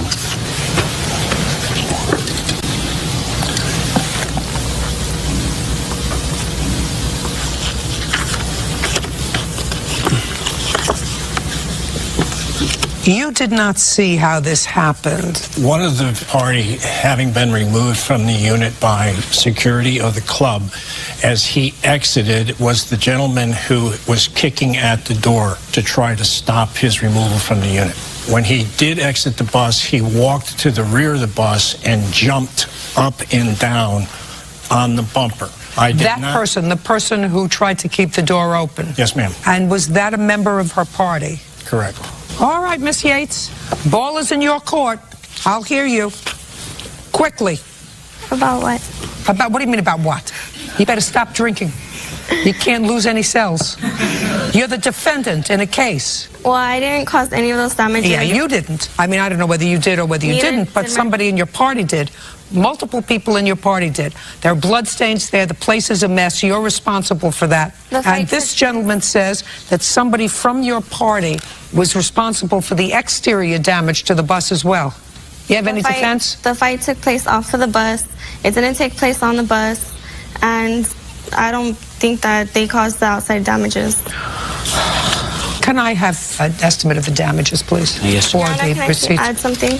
What? When he called me and told me that there's damages on the bus, he's like, you don't have to drive down here. Just send the money order to this address so you don't have to waste any time driving all the way down here to see the damages. How much did you pay for the evening, Miss Yates? I believe it was $700. $700? For how many hours? From 9 to 1. I gave her a good deal, Judge. Did you tip the driver? Yes, I did. How much? I believe it was 50 or... How much did you tip? $5, Your Honor. That's not true. Because... What do you mean you believe it was 50? Because when we all got on the bus, there was the last people who got on the bus. We went back to my house to pick up one more person, and whatever they paid me for the balance of how much I was paying that night, I gave it straight to him. All right, fine. Judge Judy continues in a moment. And later today, We just don't allow that. Now, if you don't understand that, sir, I'm going to get you a tape of this case. You can go home and you can play it on instant replay until you do understand it. real cases, real people. Judge Judy. Limo company owner Stephen Greger says Ashley Yates owes for limo damages as a result of a drunken brawl on her birthday. Okay. Originally, I was going to cut your bill, Mr. Greger, $900. Actually, looks to me like at least $900 worth of damage to this bus. She's responsible for it. She's a little ditzy. Don't rent any more property that you can't take care of. Do you understand? If you have drunken friends, keep them in your house. Who do you live with? My mother. You live with your mother? Maybe your mother wants to have these 25 drunks in her house. Judging for the plaintiff in the amount of $900. That's all. Thank you. Parties are excused. You may step out. We build these buses like tanks. I mean, they have metal floors in them, the framing 16 inches on center. It's really hard to break these buses. I've got better things to do than try to damage my own equipment. Be more careful with who I rent buses from and stuff. And now the next case. All parties in the matter of Griffin versus James Evans. Step forward. Jessica Griffin is suing her ex-boyfriend, Sir Patrick Evans, and his girlfriend, Christina James, for a loan to pay court fines after Sir Patrick was arrested on marijuana charges. Miss Griffin, this used to be your boyfriend, and you have a child with him. You paid some bail and court fines. You want him to pay you back. Yes, ma'am. The only reason that the current girlfriend, Miss James, is involved is she gave you a check at some point for part of the bail, but she wasn't involved in whatever it was that brought him to the attention of the law? No, ma'am. Good. You are dismissed. Sit. Hands out of pockets. What did we get arrested for? Weed possession. Weed possession. Intent to sell. A large amount of weed or a small No, it was amount? a small amount. Was this the first arrest or not? Yeah. Yes, ma'am. No tapping. Now, she wasn't involved in your arrest for possession of drugs, was she? No, ma'am. It was just you. Yes, ma'am. And you had court fines? In Maryland, they give you a sentence or a fine. A sentence or a fine? Yeah, so basically. Okay, so when you were arrested, she bailed you out. Yes, ma'am. And then you had a choice of either paying the fine or doing the time. Correct. 12 months or $2,000. See what a fast learner I am in Maryland? And because you had the $2,000 in bond, They let me go free? they let you go free. But it wasn't your $2,000, it was her $2,000. Great. That's really, I'm a simple girl. Now, you paid her back some of that money. How much did you pay her back? I gave her a check. No, don't look over there. I gave her a check that I already had from my job, and just recently. How much was that check? $300. The $300 was towards the money that I needed to get out. I didn't agree to pay her anything. Just a second. I don't care whether you did or not. I just want to know how much you gave her back. $300. $300. Well, she says you actually gave her $600. That came from a friend of mine, so that was basically my money plus my friend's money. So she got back $600. So all she says she's out is $1,400. Is that correct? Yes. So, Mr. Evans, this is my point, sir. You committed a crime. The state said to you, you either pay us a fine or you stay in jail. She posted the money for the fine so that you could, in effect, get out of jail. She got back from either you and or your friend $600 of the $2,000. So the only money that she paid in order for you to avoid jail was $1,400. Correct. And I believe you about all of that. You owe her the $1,400. How? I never agreed to pay it. I don't care whether you did or not. Let me try to explain it to you as simplistically as possible. Don't look confused until I'm finished. I'm definitely confused. Then you can look confused, Mr. Evans. Judge Judy continues in a moment. Want justice? Go to judgejudy.com or call 1-888-800-JUDY. Your fine is like your jail time. And just as we don't allow people in this country to pay somebody else to do their jail time, because otherwise you just have a lot of poor people in jail and a lot of rich people who are supposed to be in jail not in jail. That would be fair, right? I mean, let's say you commit a murder and you're really rich, and you're sentenced to 30 years. And there's some poor guy who's got 6 kids, and he says, well, you know, I'm going to give you $10 million if you go and serve my 30 years for me. Happened. I've seen it. You've seen it. Not witnessed it personally, but I've... Don't talk to me about, you know, the talk line. Talk to me about only what you've witnessed. We don't do that, at least knowingly in this country, allow other people to serve prison time for us by paying them. We just don't allow that because prison time is supposed to be both rehabilitative and punitive. You're supposed to get punished for doing the wrong thing. So far, the only one that got punished was her. Do you understand? She got punished because you sold weed. She's out $1,400. You're out zippity-doo. So that is unfair and not what the justice system is designed to prevent, which is people replicating their conduct. Now, if you don't understand that, sir, I'm going to get you a tape of this case. You can go home and you can play it on instant replay until you do understand it. In the meantime, you owe her $1,400. Thank you. Goodbye. Parties are excused. You may step out. Judge Judy continues in a moment. Yeah, it's case number 446 on the calendar, the matter of Jones versus Clark. Thank you. You're welcome, Judge. Parties have been sworn in. You may be seated. Folks, have a seat. How old are you, Miss Jones? How old am I? 19. And you? 18. And what do you do to keep yourself busy? I go to Youngstown State University and I work at Subway. And you? I was formerly working at Walmart. Right now, I'm just looking for a place to stay down in Atlanta, Georgia. So you're not doing anything? Not right now. How many credits do you take, Miss Jones? 14. Getting reasonable grades? Yes. Great. Okay. You used to be friends, now you don't like each other anymore. I don't know why you just can't separate and not like each other, but I guess that's just not the way things are done. So it is your claim that the defendant harasses you and vandalized your car after an incident. Ms. Clark says that actually you harass her. She doesn't have a counterclaim and certainly denies vandalizing your car. You were friends in high school? Yes. And I read in your papers that sometime in September of last year, you engaged in a fist fight. Is that right? Yes. Yes. That's smart. And where did the fist fight take place? My boyfriend's house. Had you invited her there for a fist fight? You mean she showed up? Somebody else invited her, but I didn't invite her. And when you got there, there was an altercation, and was there a police report? No. Was anybody injured? No. No, not really. And then subsequently, in Walmart, were you working in Walmart at the time? Yes, ma'am, I was. You went into Walmart? Yes. For what reason? To go shopping. Now, Miss Jones, did you know that Miss Clark worked in Walmart? Yes. Yes. And that's the only place that you could have shopped? No. And when you got there, you saw Miss Clark. What did you do? I waved at her and I blew a kiss at her.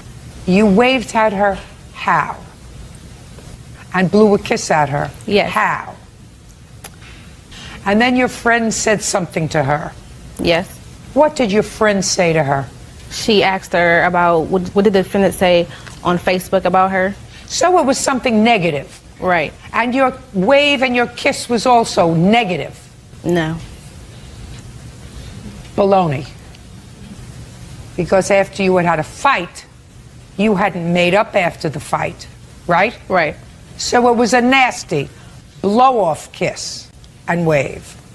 Now, on what date did you instigate this problem? This was November 1st. And on what day was your car vandalized? November 1st. So on November 1st, Miss Clark must have gotten off from work and came to your house. Right.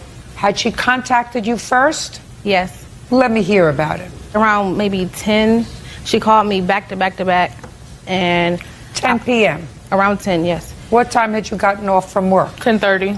Why did you start to call her?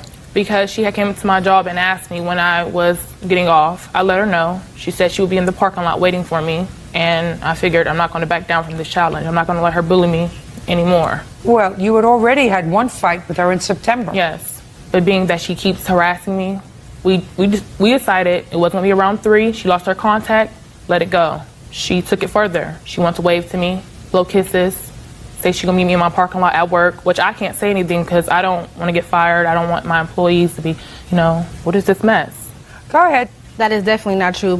After we fought, the day before we went to Walmart, it was a Halloween party. Talking about November 1st.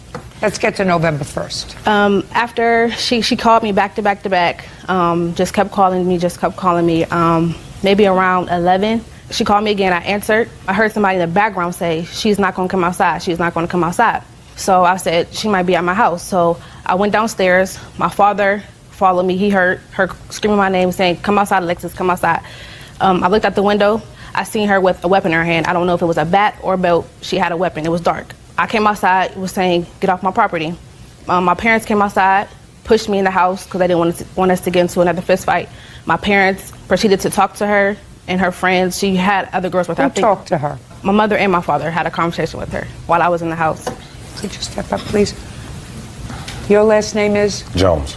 Did you have a conversation, Mr. Jones, with Miss Clark that evening? I didn't have a conversation with her, but I did witness her at our property in our driveway. So you didn't speak to her? I didn't speak to her, no. Go ahead. My parents were talking to her. No, your father, they weren't talking to her. Oh, well, my mother, my father was out. Your mother was or not, but your parents weren't. You only have one parent here. He said he wasn't talking to her. My father was talking to me. My father was outside. I was in the house, and listen to me. Slowly, and only what you remember is true. It's very bad to bring your witness, even if it's your father, and the first thing he does is deny what you're telling me is true. Do you understand? Yes.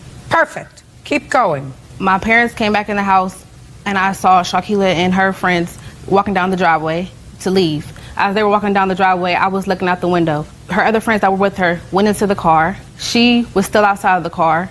I heard a loud noise. I didn't witness her do it, but I heard a loud noise. And then my father went outside, and then he saw the window. Don't tell me what he saw.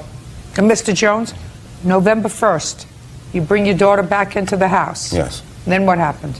My wife continued to try to have a conversation with her. I wanted them to get off the property. I didn't care really what happened. I was trying to get them to get off the property. One of the girls that was with her had a weapon in her hand. I didn't know exactly what it was at the time. So not Miss Clark, one of the other girls? I'm not saying it wasn't Miss Clark. I was busy keeping her from coming out on the porch with my dog. Well, you just said to me, Mr. Jones, it was one of the other girls that had a weapon in their hand. I said there was another girl that was with her that could have had the weapon. She could have had a weapon. I'm not sure who had it. I witnessed the weapon. But you didn't see it in her hand? I'm being honest, no, I didn't. Great. Go ahead. We got the girls to leave the property. As they were leaving the property, we witnessed them get into the vehicle. So we thought. We went into the house to have a conversation with my daughter to figure out what the story was about, why they came here, what was going on. Next thing I hear is a pop or a crack. I look out the window, I see someone swing at the car, the back of the car. All right, they hop into the back of it was an Expedition, and they drove off. Now, you said they hopped into the back of an Expedition. The door. So you heard a pop, and then you saw how many people hop in the back of the Expedition? I saw one person. And it was an Expedition? It was an Expedition. Whose car is the Expedition? My friend's boyfriend, Jabray. Who was driving the car? She was, my friend. She's not here right now. She had classes to attend to. So she was driving? Yes. Who else was in the car with you? Just a second. Were you in the car? Yes. Step up. Last name? Belcher. Where were you sitting in the car? The back seat of the passenger side. Back seat? Of the passenger side. Who was sitting in the front seat? My friend's boyfriend. Friend's boyfriend? Yes. That was. So you and the defendant were in the back? And another person. Other person's name? Millie. Who had something in their hand? None of us. Somebody did. Sit. Judge Judy continues in a moment. What kind of heating system do you have in your house? We have electric furnace. Oh, that's too bad. Should have coal. Make her put coal in the furnace. Keep her busy. Doesn't have enough to do to keep herself busy. And later today. Listen, Low. Yes. Pay your tickets. You were They're not my tickets. irresponsible. I paid $200 to pay for the tickets, and he never did. They accumulated to $400. I can explain that if need be.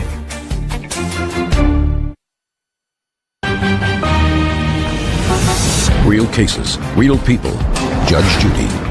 Alexis Jones says former friend Shakila Clark broke out the back window of her car as the result of an argument. Now, we eliminated the driver and the person sitting in the front passenger seat. So it's either 1, 2, or Millie. Millie's not here, but she knows either she did it or she knows who it was who broke the back windshield of your car. So this is your problem, Miss Clark.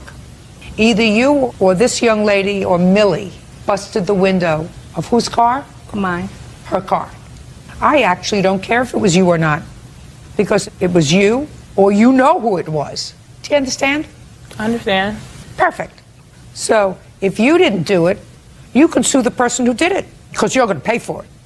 Because but for you, they wouldn't have gotten to the house. Did you know where she lived? No. What? No. Stand. Move over there. Who gave directions to the house? Shaki.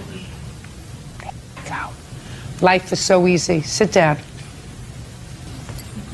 Your Honor, I have a different story. You have what? A different story from what they told you. She just told me the story. Your witness. Your witness just told me the story. I don't care what brought you to the house. What brought you to the house was no good. The only thing I'm interested in is the broken window. There's Not no what brought me to question the that house. there's no question that there was a broken window, and there's no question that either you, her, or Millie broke the window. And since you gave directions to get to the house after work, you were going there for absolutely no good. You will pay for the window. That doesn't mean that I like your conduct, because you really started all this mess that day by going in and starting acting disrespectfully after it was over. It was September. You had September or October. It was finished. You started it over again because you don't have enough to do. What kind of heating system do you have in your house? We have electric furnace. Oh, that's too bad. Should have coal. Make her put coal in the furnace. Keep her busy. Doesn't have enough to do to keep herself busy, sir. How much was the window? $180. Now, when did you get a protective order against Miss Clark? It was granted November 24th. November 3rd. And was that a temporary order? Yes. Did it expire? No. Well, it's for a year. Was she present when you got the order? Yes. I didn't see her, though. Were you present when protective order was issued to the plaintiff? They served me a subpoena to my house. The sheriff came and he gave it to me. I had to go in, for court or whatever, but I never was in contact with her. I never seen her in court. So you consented to a protective order? Yes. So now you got to stay away from her. Got it? Yes. And pay her $180 to fix her window. Thank you very much. That's all. Thank you. Parties are excused. You may step out. We just fought and everything was done. It was over with. Because she lost. But they didn't give her a right to bust out my window, so. And if I lost, I would still come back 20 times harder also. Drama. Me not following through and telling her everything as a best friend would do. Gossip. He say, she say. Stuff with me and my boyfriend. Stuff about going on in my everyday life. It is really ridiculous. Waste of time. We fell out. We went to different schools. Get over it. She busted out my window. She got to pay for it. Hey, I'm going to let her think whatever she wants to so she can sleep at night, okay? Stay away from her. No contact. We're gonna go our separate ways. She has a restraining order on me. I'm not trying to go to jail, Stay away from drama. Stay away from her. I'll be fine. I'm not trying to do the time, But other than that, I'm cool. And now the next case. All parties in the matter of Weinstein-Bacall versus Loeb step forward. 24-year-old Max Weinstein-Bacall II is suing his former friend, Jason Loeb, for parking tickets on a van he lent to Jason when his band went on tour. Is your last name Bacall? Weinstein-Bacall. What can I call you for short? Max. Max. You loaned your truck to the defendant. The defendant doesn't deny he borrowed the truck, and he doesn't deny that while he was borrowing the truck or van that was used for some sort of band, which I am totally disinterested in, he got parking tickets. Yes. You want him to pay the parking tickets. Yes. So that we agree on the fact, sir, that you borrowed the van. I borrowed the van, yes. We agree on the fact that you got parking tickets while the van was in your possession. I have not actually seen the parking Well, tickets. let's take care of that right now. Officer Byrd, would you please hand the defendant the tickets, which should have been taken care of before. Let him examine the tickets. Examine the dates of the tickets, sir. Make sure that the van was in your possession or under your control during that time. This ticket was issued after I'd borrowed the van. Afterwards. Yes. What's the date of the ticket? August 18th, 2010. I can explain that if need be. Take that one out, and I'll let you explain that one. Go ahead. What's the next one? This is just the itinerary from my band for when we had. Fine. So all those tickets with the exception of this one. And what is the amount of this? The amount on here is $86. Okay. He says all the rest are legitimately his responsibility, but for any convoluted defense that he might have. except for the one on August 18th for $86. Yes. The ball is in your court. Well, they had borrowed the van. They returned it to me. I was unaware of any parking tickets, and that one was issued the day after they returned it, and they were supposed to return the van to me at my house where the parking is not zoned, but they parked it about 5 or 6 blocks from my house where it was heavily zoned, high ticket area, and I got the ticket for the amount. Well, were you advised when the van would be returned? Yes. On what date was the van to be returned? Last day of their tour was the 17th, and the next day was when it was supposed to be returned, the 18th. Well, did you get a call where it was? What time? They called and said that they left it at the spot where it was about 5 or 6 blocks from me, and said they left the key under the mat in the unlocked car. Your Honor, the van, we organized with Max that the van would be returned by my witness, Kristen Southard. Just tell me, on what date did you return the van? I didn't return the van myself. On what date was the van returned? It was returned after we got back from Fine. tour. The $86 one is yours. Now, yours. Now, you have a defense. Yes, my defense is that we had a verbal agreement before tour that the van wasn't tour ready, so we needed to get an alternator and a windshield fixed in order to drive the van. An alternator Yes. and a windshield fixed. Yes, it was cracked. It would have been unsafe to drive it otherwise. Go ahead. And? And so the agreement was the plaintiff decided that he went to the mechanic and had somebody look at it and decide that it Don't tell me what somebody decided. I want to know your defense. It was about $600 to fix it, and he agreed that if I paid him $600 that he would let us borrow the van. So I gave him $600 Just a second. and he didn't have... Just a second. Yes.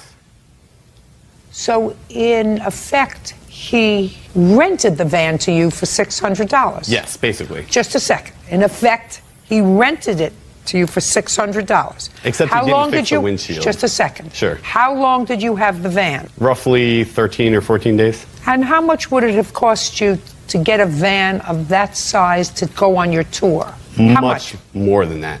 Much more than that. Yes. So you rented his van for $600. Yes. Perfect. What's your defense to these tickets? Well, he agreed that he would fix the windshield. He didn't have time to fix the windshield and said that he would give me the money back from the $600 that wasn't used. And then when we had found out about the tickets, we had decided that I would give him the $200 in order to pay for the tickets, and then he never used that money to pay for the tickets. He didn't use all that money to fix the alternator and never fix the windshield. Well, what were you paying to rent the van? To fix those so that it was tour ready. I was lending them the van, which was not running at the time.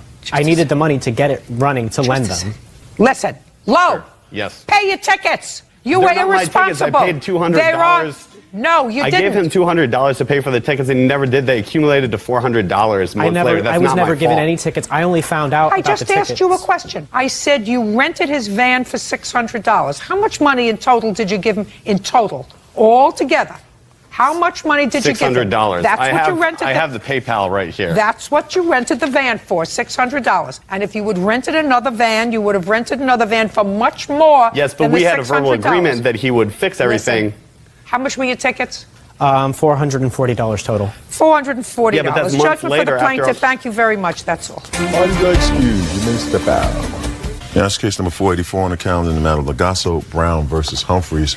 Parties have been sworn in. You may be seated, sir. Have a seat, please. How old are you, Miss Humphreys? 21. Who's this? This is Nicholas's father. His father? Yeah. And what relationship do you have with Nicholas's father? When I lived with them, his father would come over frequently. And after I left their house, I needed a place to stay. So I called him, and he said that he had a room. You mean the father? Yeah. Okay. Do you work? Yes. What do you work for? IBM. Doing what? Call center. How long have you worked for them? I just started the job at the beginning of last month. Before that, who did you work for? McDonald's. Who else, Miss Humphreys, lives with you and Nicholas's father? It's just me and him. You have a romantic relationship No. with him? No. How long have you known him? Beginning of May. Okay. Your last name is? Lagasso. Lagasso. How long have you been living in your home, Mr. Lagasso? Probably a little under a year. Do you rent or own? Own. And you rented a room to Miss Humphreys. She invited a boyfriend over at some point, and the boyfriend invited some people over, and your home got trashed. You want her to be responsible. Yes, ma'am. Is that when you threw her out? No. I'm the owner of the house. My girlfriend Heather is the one that had the communication with her and the conversations. I work a lot, and so I wasn't quite there for everything. I agree with everything, but she'd be the one better to talk to. Who loaned Miss Humphreys $1,000 to buy a car? I did, Your Honor. Why? At the time, I had checked her credit, her background, everything. I talked to her mom. Everything seemed legitimate. Her job was good, and... What do you mean her job was good? Who was she working for? At the time, she had been with McDonald's for more than a few months. And where does her mother live? Ocean Shores, Washington. Is that where you live? No, it's a whole different state. We live in Wilsonville, Oregon. What are you doing in Oregon? I left Ocean Shores to go to PCC, and my dad lives there, and my grandpa lives in Salem. So why don't you live with them? They don't have enough room. I'm sorry, that's not true. She came down chasing a guy. The same guy that trashed your house? Yeah. Mm-hmm. Is he still around, Miss Humphreys? No. Well, you invited him over, is that right? Yes. And he's why she moved. Just a minute. He caused the damage, right? Yes. But he was your guest. Yes. Then you're responsible. I don't feel that I'm responsible. I don't care what you feel. What you feel is totally irrelevant to me. Somebody extended their house to you, and they ended up with a trashed house because of you. If you hadn't invited your boyfriend there, and you hadn't had lack of supervision there, the house wouldn't have gotten trashed. Did you see what the house looked like after your boyfriend left? Yes, I did. And? I don't feel that I'm responsible for... I don't care whether you feel you're responsible. I want you to tell me about the destruction that was caused. There were a couple of holes in the walls. From what? He had punched the holes, some of holes in the wall, and then he had thrown me into a wall. And he kicked in my bedroom door because I tried to lock it. And the graffiti was an accident, too. Where is he now? I'm guessing at his grandma's house. What makes you guess he's at his grandma's house? Because he likes to be there because he doesn't have to have any responsibilities there. He's in jail. When was the last time you saw him? August. When did this happen to your house? July and August. What do you mean July and August both? In July, she had a party. In July, she claims she didn't have a party. She claims she just left to go to the store and came back to a party, a raging party. Okay. And so why didn't you throw her out in July? According to what I had found out, the tenant-landlord laws in Oregon, we had to give her the opportunity to rectify the damage, fix the problem. And so we did. And she agreed to pay for the damages. She set up, she paid a down payment of $100 and set up basically adding $200 to her rent every month. And then she wanted to sign a year lease to sort of give us the proof that she would be. And then what happened in August? Well, in July, we told her, sorry, the loser can't come back. And I also did the research and found out I had every right to trespass him from the property. And we did officially. We served her and him both with paperwork.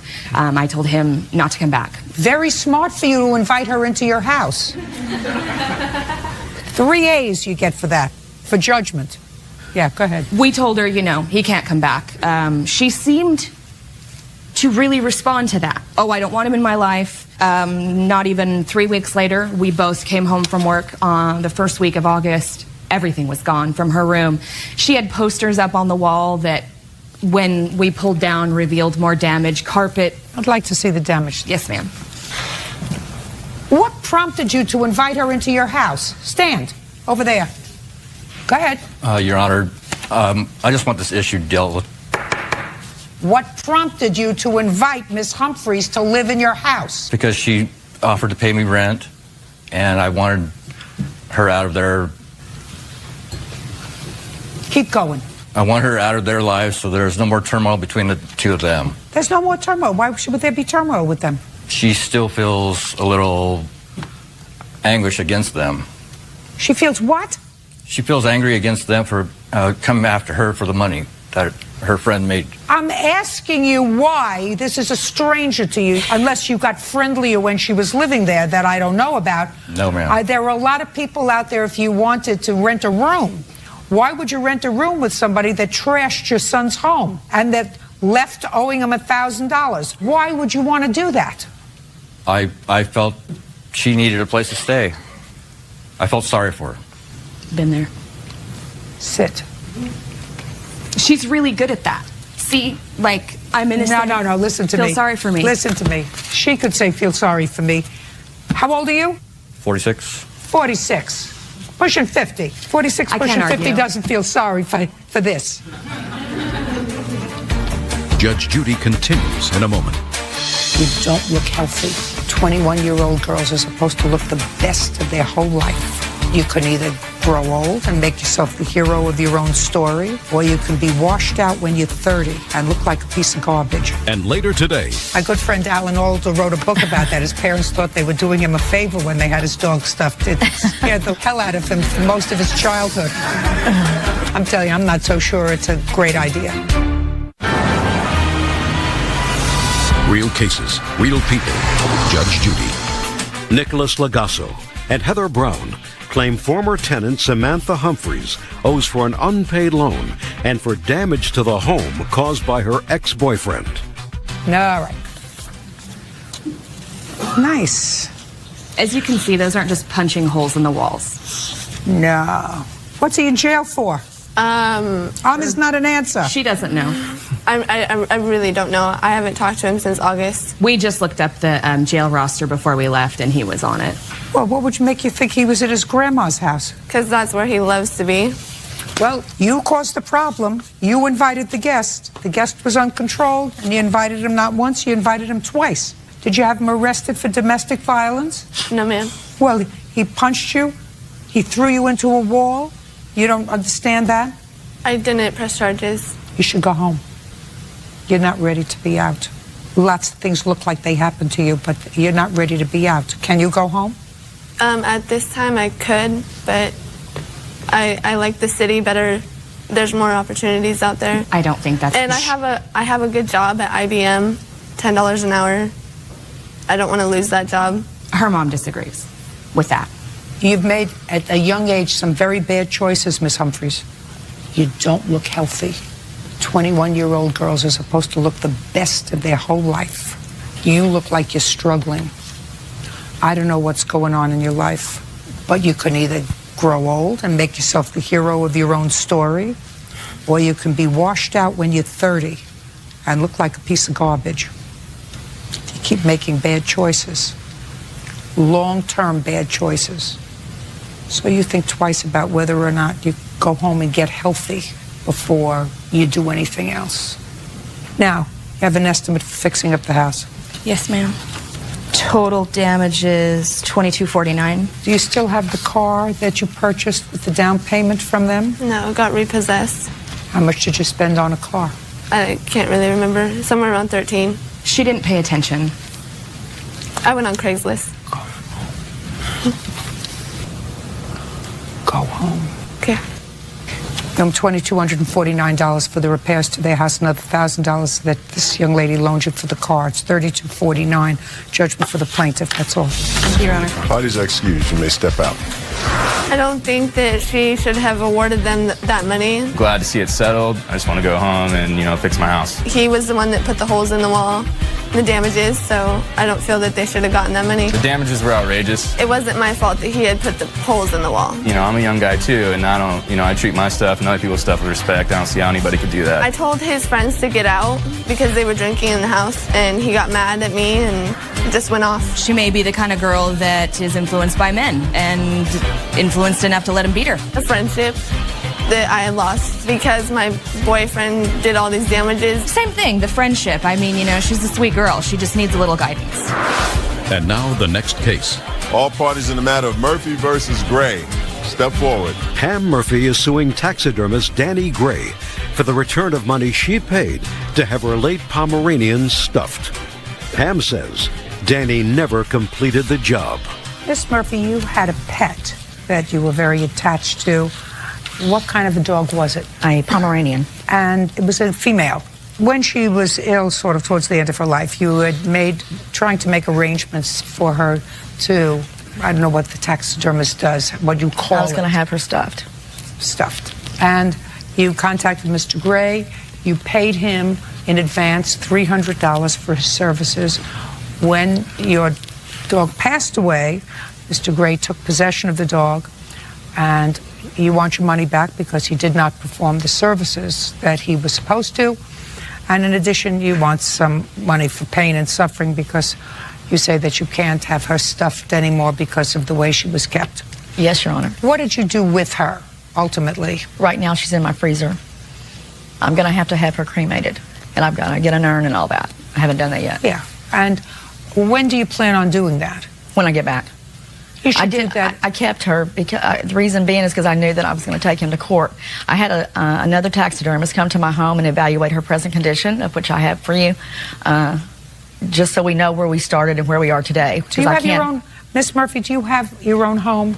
Yes, ma'am. Does the law permit you to have her buried on your property? I don't know that. What you plan on doing is having her cremated? Yes, ma'am. That's a good idea. I know. I just lost one. I'm not sure whether I would want to see her around every day. Well, I initially wanted to have her stuffed, and he was going to get he had a flex form for her, and I was going to let her. I understand what you want. Yeah. What you had wanted. I'm not so sure that's a great idea. I know it's out there. Yes. I just don't think it's a great idea. My good friend Alan Alda wrote a book about that. His parents thought they were doing him a favor when they had his dog stuffed. It scared the hell out of him for most of his childhood. So, I'm telling you, I'm not so sure it's a great idea. Judge Judy continues in a moment. I want to know, other than thinking, what did you do? I just got all the information together. So the answer is you did a lot of thinking. A lot of thinking.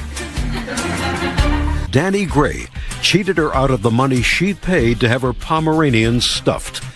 Danny is countersuing for defamation of character. Okay. Do you have another dog? I do now, yes. What kind of dog do you have? Same, a Pomeranian. Pomeranian. A puppy? She is. She's a pocket blue merle. Okay. All right. You'll fall in love again. I know. All right, Mr. Gray. You didn't do your job.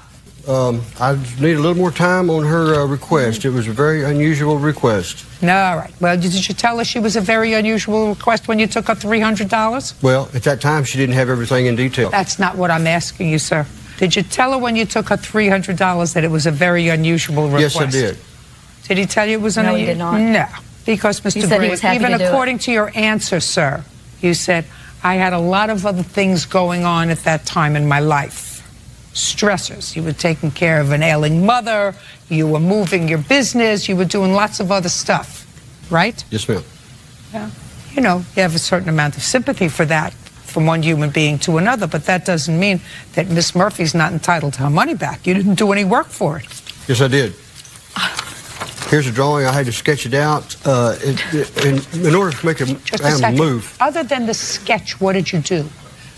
Well, I had to thaw it out and take all the dimensions, measurements. Yeah, I know your thinking process takes a very long time, sir.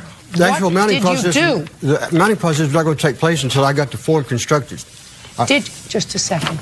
Did you have the form constructed? No, I haven't had it completed. I want to know, other than thinking, what did you do? The answer is either nothing, or I built something, or I started to build something. I have pictures of what I started to build that I can show you, Judge. I just got all the information together. So the answer is you did a lot of thinking. A lot of thinking. Unfortunately, sir, in your business, you don't get paid for thinking. You get paid for doing. It takes a lot of time to get all the information together. Listen to me, sir. Doesn't take any time. You had the body of her pet in your freezer. Now, when did you put your thought process to that drawing that you were dying to show me? The minute she started telling me she wanted to be able to be moved in different positions, the whole thing had to be tanned. It's not a standard process. So what I'm asking you is, are you telling me that as soon as you saw the plaintiff, you thought about it and you made that drawing? I didn't make that drawing at that time. Just a second. He's not going to get over me. It's not going to happen. You didn't do your job. You had other things going on in your life, and this took a back burner. You have to give her money back. Do you understand? Yes, ma'am. Perfect. Judge Judy continues in a moment. Want justice? Go to judgejudy.com or call 1-888-800-JUDY. Now. Your Honor, may I say something? What? When she come on my property to get her dog, I had a customer there, and she was running my customers off, telling them to get their dog. Just a second, Mr. Gray. Shh. She's a dissatisfied customer. Now we're going to get to your countersuit, sir. Your countersuit says that she posted defamatory things about you, and you lost customers. Yep. And I'm still going to be losing them. Listen, sir. You tell me what she said that was not true.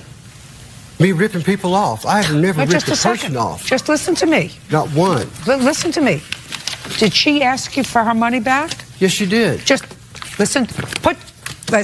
Miss Murphy, I can really take care of myself. It's not a difficult case. Yes, ma'am. When she asked you for your money back, did you give her money back? No, I didn't have it at the time. Well, that's your problem. Then you ripped her off. Then you didn't do your job, you took her money, and you ripped her off. So if your counterclaim has to do with the fact that she defamed you by telling your customers that you ripped her off, in her mind, and actually, based upon what you tell me, that's what you did. Now, if you said, I didn't do my job, and when she came and I gave her pet back and I said, I'm sorry, I didn't do my job, here's you $300. And then she wrote, you ripped her off, maybe we would have a discussion. But if your response to me is, I spent her money and I didn't do the job, then you ripped her off. I think my time's worth something. I spent a couple of hours on this measurement process, and it has to be done before anything else has to be done. Don't believe you. You have any way of proving to me that that drawing was done 6 months ago? No, ma'am. That's what I'm saying to you, Mr. Gray. Now we understand each other. You took her $300. You didn't do the job. When she asked for her $300 back, you said, I spent it. She gets her $300 and your counterclaim's dismissed. Thank you very much. That's all. Parties excused. May step out. Judge, what about the punitive? Yeah. No, listen to me. That's not happening. Okay. Judge Judy continues in a moment. Yes, case number 161 on the calendar in the matter of Zaluki versus Birch. Thank you. You're welcome, Judge. Parties have been sworn in. You may be seated. Ma'am, have a seat, please. Mr. Zaluki, the defendant was a roommate in your condo apartment. Yes, Your Honor. And she moved out 2 months prior to the termination of the lease. You want your money. Roger. And you also were requesting some money for property damage that her dog allegedly did in the house. Miss Birch acknowledges she moved out prior to the termination of her lease. Correct. She says several things, however. She says that you moved an army of people into the house during the time she was a tenant in the house. She had every reason to leave. And she is counterclaiming because she says that somebody did something very nasty to her dog. So let's have a few questions to you, Mr. Zaluki. First of all, where was this apartment? Your Honor, it was North Hollywood. When did you sign a lease? It was July 1st of 2009, Your Honor. And how did you meet the defendant? Your Honor, I actually have known Nicole for quite some time now. From where? We used to work together where? TGI Fridays in Kansas. How long have you known her? I've known Nicole for almost 6 years now, Your Honor. Did you come out to California together? No, we did not. Who came first? I came out here first, Your Honor. And she came out afterwards and moved into your apartment? Yes, that's correct. How many people were in the apartment at the time? Your Honor, be more specific about the situation. I was living in a 2-bedroom apartment with one of my roommates, Greg. At one point, Nicole came to visit us to kind of, get a feel for how California was to see if she really wanted to move out. At that point, she, acknowledged that she would want to move in with us. So you took a larger apartment? Yes, Your Honor. Great. You took a 3-bedroom? Yes, Your Honor. And all 3 of you were on the lease? Yes, Your Honor. When did your girlfriend move in? Your Honor, she moved in officially, and she's my wife, actually. When did she move in? February of 2010. When did she start staying there? She started staying there in November of 2009. On and off when she came to visit from her home country. From her own what? Home country, Your Honor. She's from Poland. So she started staying with you in November of 2009. That's correct. Now, did she share a room with you? Yes, she shared your room with you. Yes. Did she pay any additional rent? Negative. The answer is negative. Okay. So you had another person living in the house, and you were still splitting the rent 3 ways. Yes, correct. Now, who was this other person who was crashing on the couch, Miss Birch? That would be Matt's friend, Joe. And why was he crashing on your couch? Your Honor, back when we were in the 2-bedroom apartment, he lost his job and didn't have a place to stay. So out of kindness of my heart and my other roommate, we decided to give him a place to stay until he got back on his feet and got a new job. At that point, it did transfer over to the 3-bedroom. What does that mean? It transferred over to the 3-bedroom? That he was still with us at the point when we went to the 3-bedroom. So when Nicole moved into the 3-bedroom, Your Honor, he was still there. And you're still splitting the rent 3 ways. Correct. And the agreement that we had with Joe was that because he had scarce money, he was on unemployment, so he would either help out with food, occasionally he'd help out with occasional money. So if we had utilities or any other bills, I would pay them with Joe's money, and then the remaining amount would get dispersed 3 ways. So far, you moved 2 extra people into an apartment where there was supposed to be only 3 people, Mr. Zaluki. Absolutely. And Your Honor, and Nicole was fully knowledgeable about Joe at that time, and she had no problems with him. She was actually pretty good friends with him. Whose friend was he? He originally was me and Greg, the other roommate's friend. He came with you. Yes, correct. He came according to you as a package. When did you move out, Miss Birch? March 14th of 2010. Tell me why. Well, first to start off, yes, there were too many people living in the house. At that point, Joe had moved out, but he'd lived there 8.5 months. I was not okay, by the way, with him living there. And when I voiced my opinion, there was nothing that they would do to appease me. And Joe was paying $400 a month. I never saw a dime of that money, and my rent was not reduced because of it. Then on top of that, the big thing was with my dog. I know Tootsie, my dog, Cocker Spaniel, did damage to the carpet, which I paid after I'd moved out. I paid him $250, which covered more than what it cost him to clean the carpet. I paid him extra in case he had to paint my room or something like that. And I also paid all of April so that he'd have enough notice. So I gave him pretty much 45 days notice. So you moved out March 14th. Correct. And you paid March's rent and April's rent. Correct. Tell me why you moved out. Okay. At that point, it was more a matter of it felt like a ship was going down. Our utilities, as far as what I would pay utilities, I would pay the amount he asked me to pay, and the cable would still get shut off, or the gas would get shut off, even though I'd given him the full amount that he asked. None of Joe's money was going towards any of that. Greg was late on rent. Out of the 9.5 months that I lived there, we received 7 3-day notices of eviction. Why is that, Mr. Zaluki? Your Honor, ultimately it comes down to our 3rd roommate was always late. When did Miss Birch tell you that she was leaving? I'd say the 2nd week of February.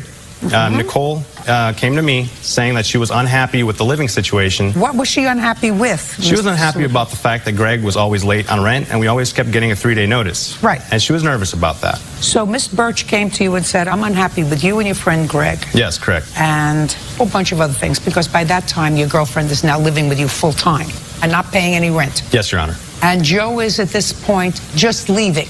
Yes, Your Honor. But he's been there 8.5 months. Yes, Your Honor. And all you guys and your girlfriend can't get your rent together on time. Was her rent ever late? Mine and hers were. No, hers. No, Your Honor. And where's Greg? Greg, You're not going to be able, Mr. Zaluki, to think fast enough for me. Yes. Where is Greg? Currently, Your Honor? Yes. He is, I'm not sure. He moved out When? July 1st. And are you currently living in the apartment with just your wife? No, Your Honor.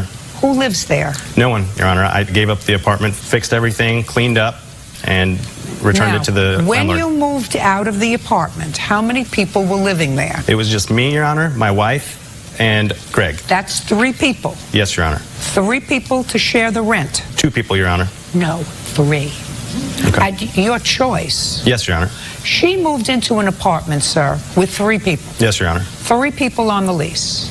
5 people lived there at various times. Yes, Your Honor. She doesn't have to tolerate that. I understand that, Your Honor, but ultimately she knew about that. She agreed to it. When she moved in, she never had a problem with that. I want to tell you something, sir. Yes. She didn't agree to have your girlfriend there. You brought her.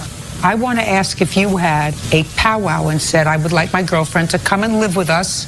She is not going to pay any rent. And is that okay with you? Your Honor, I did have that conversation. I sat down with all the roommates and told them, this is what's going on. Not told them. I didn't ask you whether you told them. I did ask them what they thought about it. They all liked Dorothy very much. They were actually really good friends. Dorothy asked Nicole if she could be her maid of honor, which she agreed.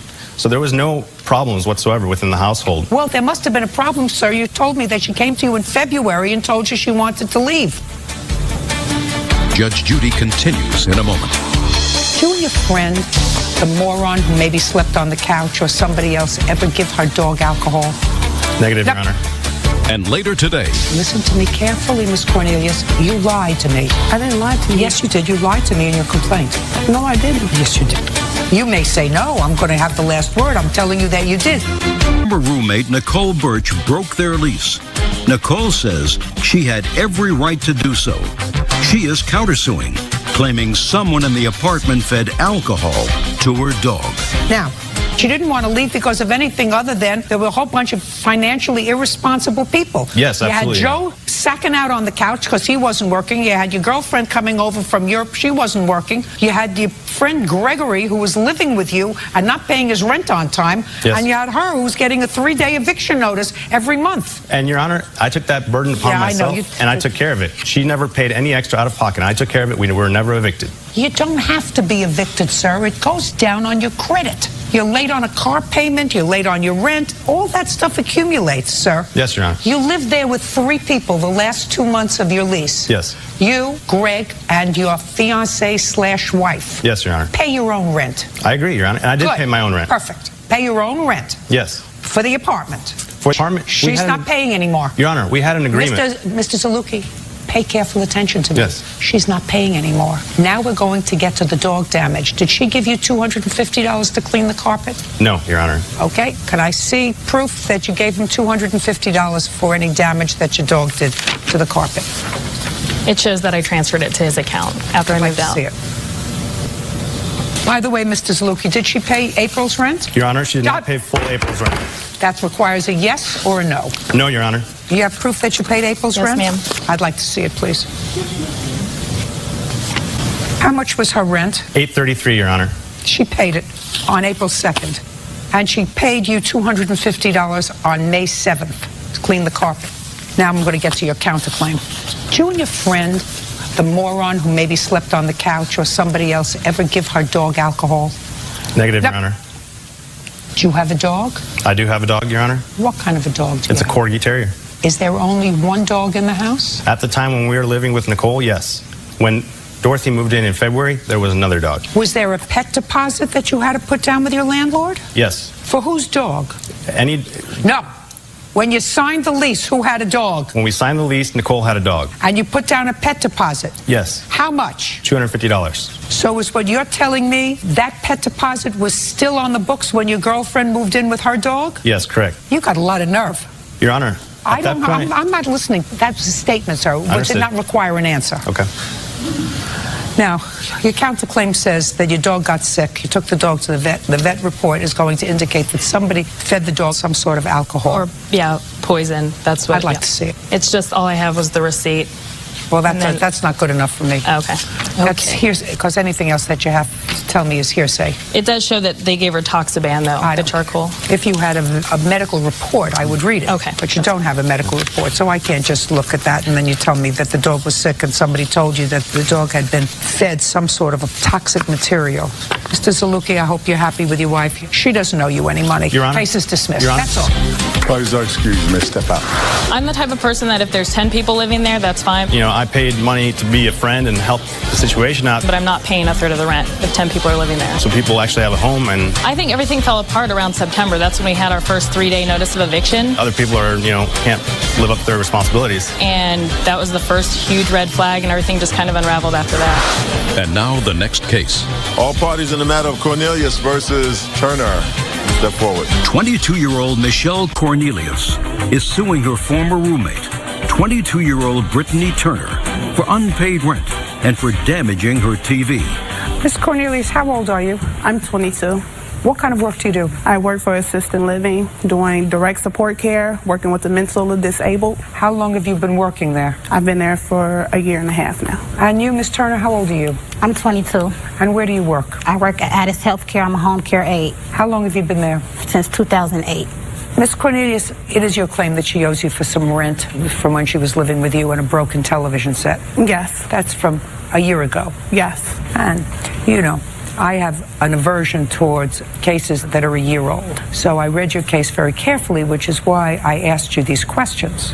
Because what you said was you didn't know how to get in touch with her. No, I didn't. Well, what do you mean you didn't know how to get in touch with her? She works at the same place where she's worked since 2008. Judge Judy continues in a moment. Me and her became to tussle. We started wrestling on the floor, and by the time I pushed Brittany off of me, she picked up my candle decorations off my table and threw it at my TV. Turner owes for rent and for smashing her TV. Brittany claims it's Michelle's fault her TV was damaged. So it's very easy to track her down and to file a small claims court against her. What? I could never catch Brittany up there. It's not like if I go into her job, they would. When did you file a claim against her? In May.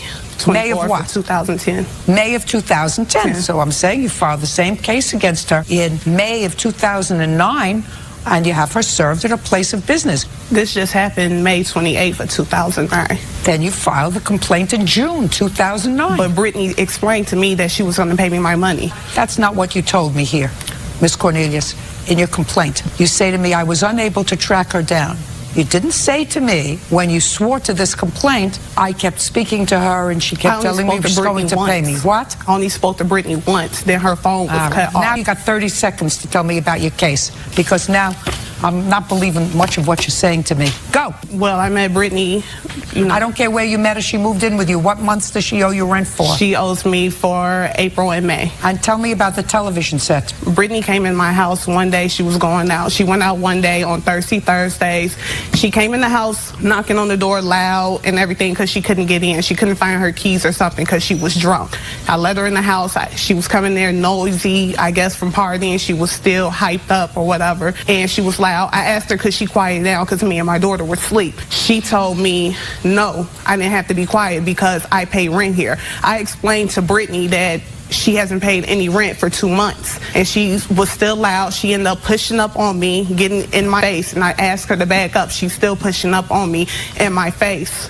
Me and her became to tussle. We started wrestling on the floor, and by the time I pushed Brittany off of me, she picked up my candle decorations off my table and threw it at my TV. It's a set. She threw the whole set at the TV, and which I have pictures. She put 2 holes. Did you report it to the police? No, I didn't. Why not? Because after she did that, I asked her to leave. I told her she had to go. She needs to go now. She left the premises with no problem. But she destroyed your property, according to you. Yes, she did. Well, that's a police matter. I didn't think to call the police right then and there. All right, Ms. Turner, your turn. Okay, I did go out for drinks, Your Honor, but I never came home rowdy. Michelle was going tit for tat for me. She has an anger problem, first of all.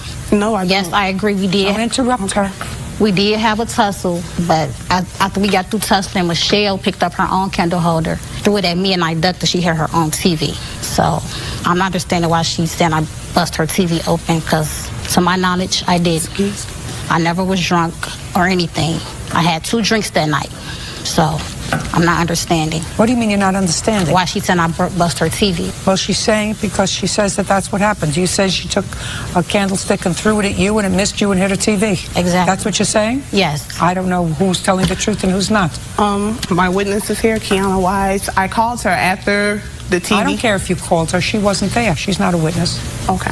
Unless she, of course, confessed to her that she broke your TV. No, she told me she would pay for everything. She told me, she was like, I understand that I did break the TV, and I'm going to pay to get it fixed. I'm going to pay you and your rent money. She told me that. I don't believe that, Ms. Cornelius. Judge Judy continues in a moment. Want justice? Go to judgejudy.com or call 1-888-800-JUDY. Now, listen to me carefully, Miss Cornelius. You lied to me. I didn't lie to you. Yes, you did. You lied to me in your complaint. No, I didn't. Yes, you did. You may say no. I'm going to have the last word. I'm telling you that you did. You tell me that the reason you didn't file this complaint is because you couldn't locate her. I couldn't. Until, hey, she's been working at the same place. We already got that down pat. And I don't want to hear I went up there and I didn't know if I could find her. I didn't know you could reach her. Let me ask you this question. When you filed your small claims court case against her this time, where did you serve her? To her house, her mom's house. That was the last... Just a second. Where has your mother been living? Well, for the last 7-8 months, she's been living in Blue Island. Is that where you're staying? Yeah, from time to time, not really, no. Who gave you the summons? It came through UPS that I was That's being the same sued. way you serve her at her job. They told in me June. I needed, when I tried to serve her and put her address, the court explained to me I needed a house address. Well, that's not true. You can serve her. That's what they told me, and that's why I was trying to figure out a house address, and I knew if I sent it to her mother's house, hopefully her mother would give her the summons. Miss Cornelius, I'm not satisfied about who broke your television set, so I'm dismissing your claim. But if she knows what about the rent? She owes Earlier, June 2009, not July 2010. Do you understand? This was wrong. How was that wrong? If she didn't pay me for I April told you, and May. I'm not going to tell you again. It was wrong because you could find her. You just chose not to for a year. I did look for her. Parties are excused. You may step out. Judge Judy continues in a moment.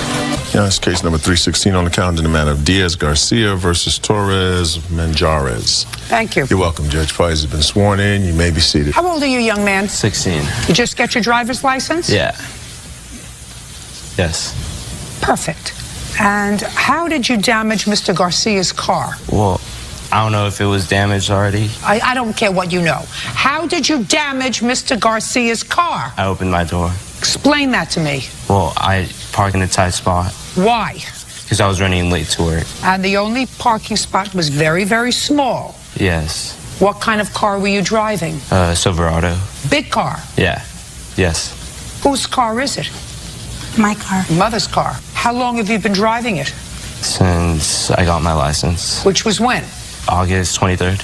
And when did you hit Mr. Garcia's car? September 4th. So, within a week of getting your license, you had your first accident. Yes. So you parked in a spot that was too small for your car because you were in a rush. Yes. And when you hit his car, you hit the mirror of his car. Yes. With your big Silverado truck. What kind of car was Mr. Garcia's? Dodge Dakota. What did you do when you hit it? I waited for security because security's always walking around. What do you mean you waited for security? You just stood at your car? Yeah, waited in my car for security to come. You waited in your car? Well, outside, standing on it. Yeah. What's your first name? Edgar. Edgar. Let's start that again. You got out of your car because you were late. Yes. You parked in a spot that you shouldn't have parked in. You hit Mr. Garcia's mirror. You started to give me a whole story about you didn't know if it was damaged before or what it looked like before. And then you just stood there for security to come. Yes. Is that what you're telling me? Yes. Or are you telling me that security came by? I waited for security to come. How long did you wait? 5 minutes. You waited 5 minutes for security? Well, I don't know the exact time, but it was a few minutes. How many seconds did you wait for security? How many seconds did you wait? 20, 30. 20 seconds. Now, when you hit Mr. Garcia's car, did you call your boss to tell him you'd be late? Yes. So that would be a record of that in the phone. Before security came, did you call your boss and tell him you'd be late? No. No!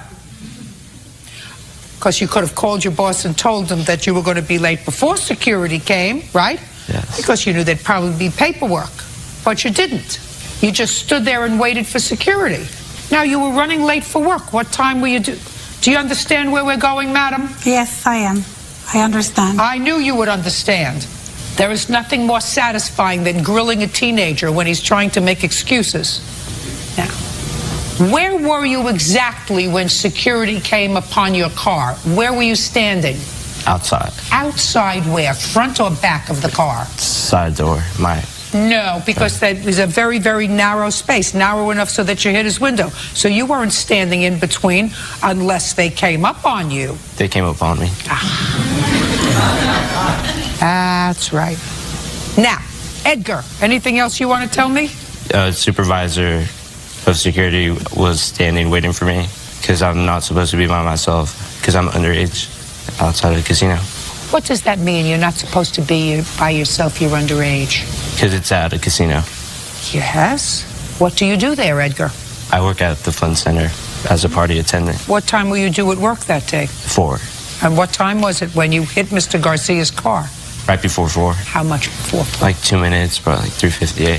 Perfect. Can I see a picture of the mirror of your car? Is what you're telling me the mirror fell off? Yes, Your Honor. What year is your car, Mr. Garcia? 98. What year is your car?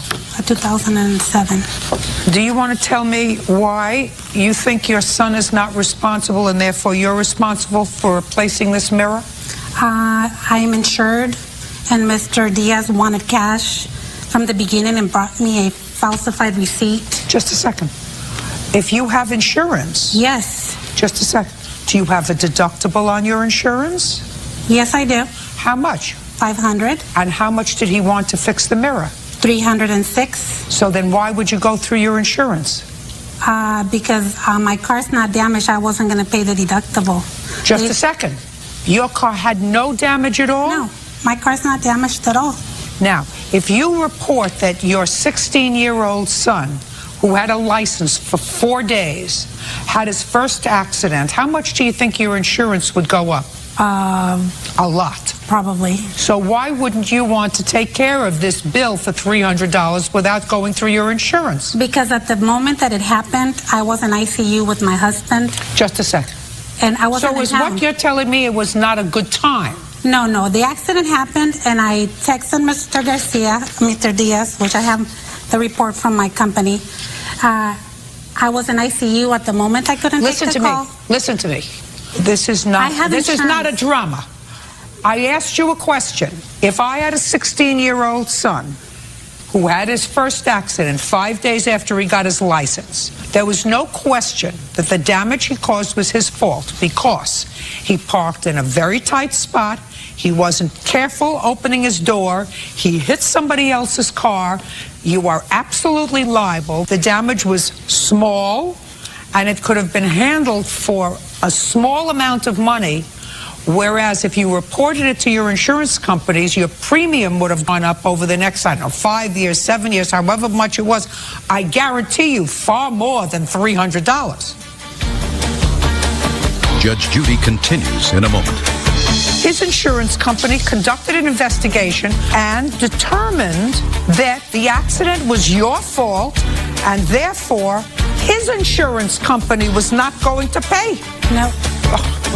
And later today, what other money do you think that he owes you for other than the $225? I'm real strong about the travel arrangements, Your Honor. I don't care if you're strong about them. Keep going.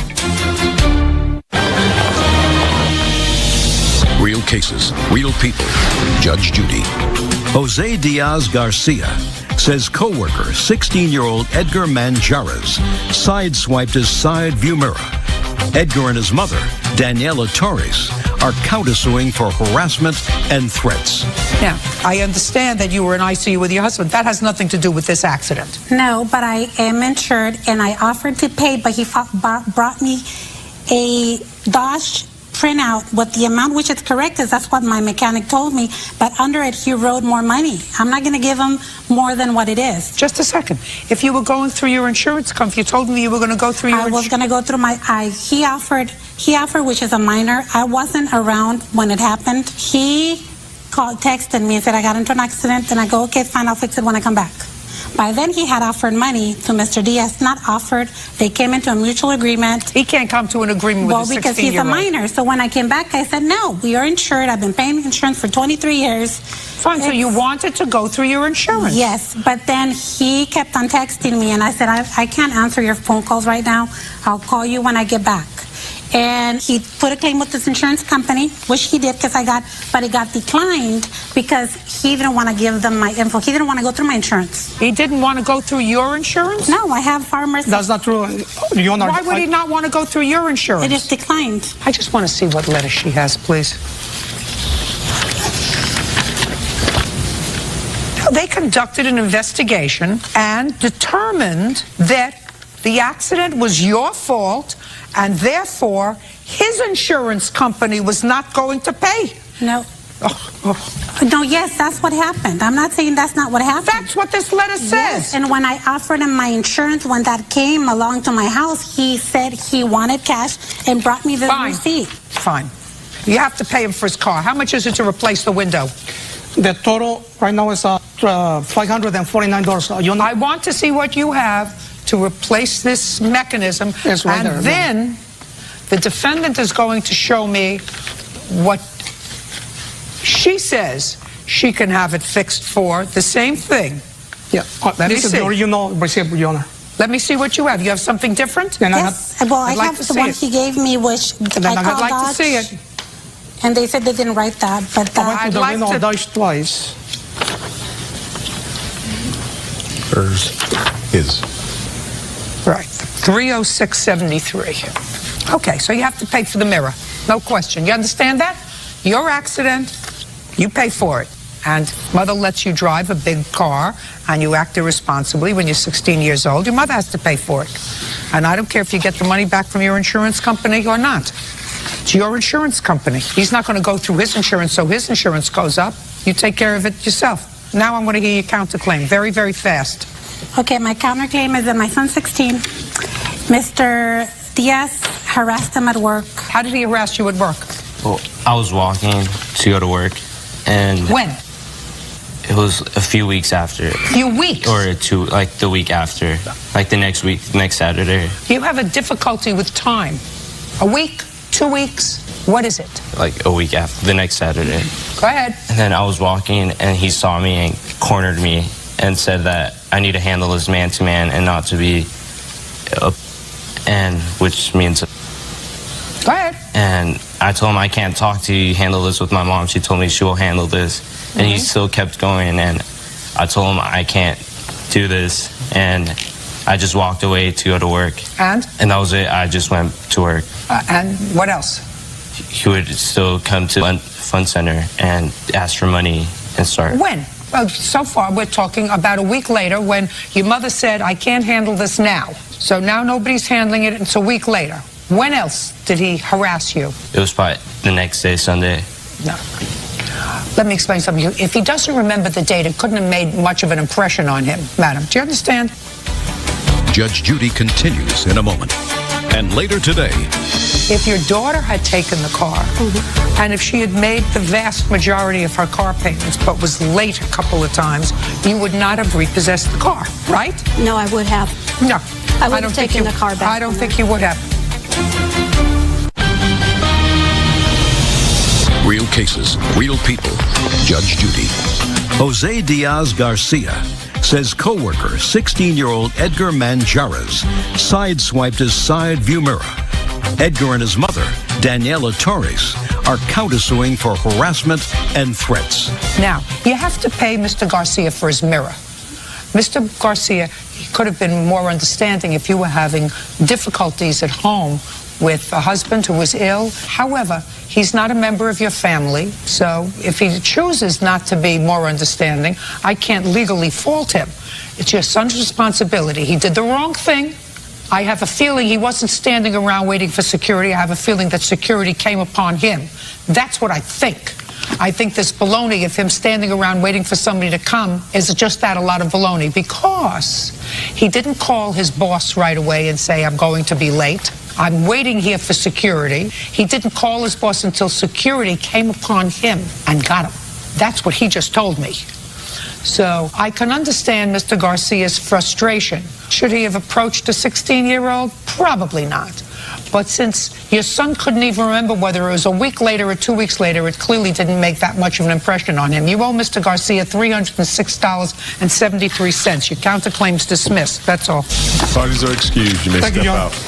He deserved to get paid for his damage, but he didn't have to call my son up and cornered him. This is the first time I heard that. I said that to him, but I never said anything to him. I saw the mirror on the floor. I don't know if it was damaged already. All I was asking just to pay, and that was it. He was harassing my son, and he still is. I believe that parents, they need to talk to their kids and vice versa, and take responsibility together. And now the next case. All parties in the matter of Tam versus Beard. Step forward. Robin Tam is suing her ex-son-in-law, 21-year-old Timothy Beard, for a car loan, travel costs, and automobile expenses. Miss Tam, Mr. Beard was married to your daughter. While they were married, you co-signed for a car for the two of them. When they separated and or divorced, Mr. Beard kept the car and moved out of state. That was by agreement. And he was making payments on the car. Then he stopped making payments on the car. This got a little tight. You went and picked up the car there was an agreement between the two of you that you were going to go and pick up the car. Otherwise, I assume you would have had a marshal to come and pick it up. But you went and picked up the car, you brought it home, and you believe he owes you a whole lot of money for a whole bunch of things. Your air tickets to go and pick up the car, the payments that you had to make on the car, and you'll tell me what else. I think Mr. Beard probably owes you some money. So let's start out with that, Mr. Beard, so you'll make my life somewhat easier. How many months were you behind in your car payment? I had made a payment in October that was $35 short. Now the next month, I had made a late payment, which was late, and it was a late charge. I made a $75 payment. What was the car payment you were supposed to make? It's $195. Well, $75 payment is no payment, Mr. Beard. Correct. Banks don't want to know that you're making a $75 payment or a $15 payment or a $10 payment. So far, what I have is you are 1 full month's behind in your car payment. Yeah, basically, pretty much, yeah. And the car payment was $195? It was $195.19 to be exact. In what month did Miss Tam come to pick up the car? Her husband and her daughter actually came and picked the car up. When? It had to have been December 3rd, December 5th, maybe. In December? Right at the very beginning of December. And where did they pick the car up from? From my uncle's house, who I was living with at the time. At the time, Miss Tam, that your husband and your daughter went to pick up the car, how many car payments were behind? According to the bank statement and the call that we received from the bank. Don't tell me about a call. All I want to know is the bank statement. $420.95, and that was to catch it up through December. No, not through December. You picked the car up in December 3rd. So not through December. So I'm deducting from the $420, $195. You had the car. So $225. Now, why do you think he owes you any more than $225? Well, when it came to the travel expenses, he did not agree to have us come get the car. I don't care. He don't get travel expenses. What else? Judge Judy continues in a moment. Have you been cheated? Go to judgejudy.com or call 1-888-800-JUDY. Okay. Where's the car now? We're trying to sell the car right now. Who drove the car last week? Cheyenne drove it in Mountain Home. And 2 weeks ago, who drove the car? Cheyenne did. So she's driving the car. I don't care what you're trying to do. She was trying to help us sell the car. Your contract was with both your daughter and your former son-in-law. Now you have the car back. What other money do you think that he owes you for other than the $225 that he used when he drove the car and he didn't pay for? I'm real strong about the travel arrangements, Your Honor, because I don't care of the if you're strong about them. Keep going. Because of the resistance that we got from giving us the car. Listen to me. Now, I understand it that you don't want your credit to be placed in jeopardy because of somebody who's now a stranger to you. But if your daughter had taken the car and if she had made the vast majority of her car payments but was late a couple of times, you would not have repossessed the car, right? No, I would have. No. I would have taken the car back. I don't think you would have. What kind of work does your daughter do now? She's like in a accredited school program. Does that mean she works or doesn't work? She doesn't work. She doesn't work. So who makes the car payment? Right now I do. Right. Now, if you repossess the car, you can sell the car, but you choose to let your daughter, who's not paying for the car, that's in violation of your contract, drive the car. Right? She drove it for 2 weeks. I don't, listen to me. Don't tell me 2 weeks. So, your contract was with the two of them. And when I said to you, if your daughter was a couple of $100 behind in a car payment, you wouldn't have repossessed it. You said, yes, I would have. But she's driving the car now, not paying a penny. Understand. But judgment for the plaintiff in the amount of $225. That's all. Judge Judy. Thank you, Judge. Thank you. Thank you, Judge. Parties are excused. You may step out. Judge Judy continues in a moment. Now it's case number 369 on the calendar in the matter of Keniston versus Nagy. Thank you. You're welcome, Judge. Parties have been sworn in. You may be seated. Ma'am, have a seat. Ms. Keniston, it is your claim that the defendant owes you for a trip that you booked that he was supposed to accompany you on along with his daughter. Mr. Nagy says that he never agreed to go on the trip with you, that it was your idea, you booked it without solidifying the events with him, and that you've become real pain in the neck, been annoying him, been annoying his daughter, and he wants you to leave him alone. You met him at a bowling league, is that where you met? Correct. Tell me when that was. Probably about 3 years ago. That's when I first met him. Did you ever date Mr. Nagy? Well, in April, we started seeing each other. When we started having dinner all the time, we started going places. Okay. So now tell me about this trip. So on June 16th, we'd gone to dinner, and we went through my little day timer, and I had dates of his summer schedule. Why did you have his summer schedule in your date planner? Because we were trying to book our vacation or book our time in Chelan, and so I was writing down when Haley was gone. Go ahead. So we sat down to look at weekends or dates. He was also taking a trip to Disneyland with Haley, and Haley was at camp. She was with her mother for a week, so we were trying to find a weekend that would work. We were taking Haley to Chelan, Washington, to the water slides. So I said, go ahead and you pick the dates that work for you. I can make it work. So he did. He did what? He picked the dates. What did he say? Tell me we were going to leave the 17th of July, which is a Saturday, and we were going to come back on Tuesday. That was his call. Keep going. So the night before... Night before what? Before we were supposed to leave. So it was the night of the 16th. Just a minute. We didn't get to the point where you made the arrangements. I made the arrangements on the 17th. On the 17th of what? In June, I made the arrangements to go. Why didn't he make the arrangements? Because I had been there before. Why didn't you just say, this is the place where I think we should go? If you're taking your daughter, you make the arrangements. We just had agreed that I would do it. So I did it. Tell me how that agreement came about. That's what this is all about. We sat at dinner, we talked about it. I said, okay, what day do you want me to call, and what day should we do this for? He pointed out the days and said, I think this will work. And I said, okay, I'm going to go ahead and solidify the dates then. And I called him or texted him the day that I did it and said, okay, I've done that. Here's when we're going. And I was talking to him on the phone, and he said, well, I don't know if I'm going to be able to stay all those days. And I said, Kevin, I would have appreciated if you let me know ahead of time. You know I can't make any cancellations. So we had talked about maybe taking separate cars, and that was a workaround. That was fine with me. So Saturday morning, I went to pick him up and knocked on the door. No one was home. And I left and went back into town, did some errands, and then I went back about an hour later, knocked on the door, no one was home. Then I get a text from him that said, is that you knocking on the door? Knock it off. No one's home. And I said, Kevin, we are supposed to check in by 3 o'clock. What's going on here? And he never did respond. I said, okay, I'm going to go. I guess I'm going to drive over, and I expect you to be there, that you'll be there by dinner time, because I don't know what's going on. Your Honor. Okay, now your version, Mr. Nagy. Okay, thank you. I known her from bowling. That's all we were. We're just friends. But it was late June, early July. She said she needed to go on vacation. Look at me. Okay.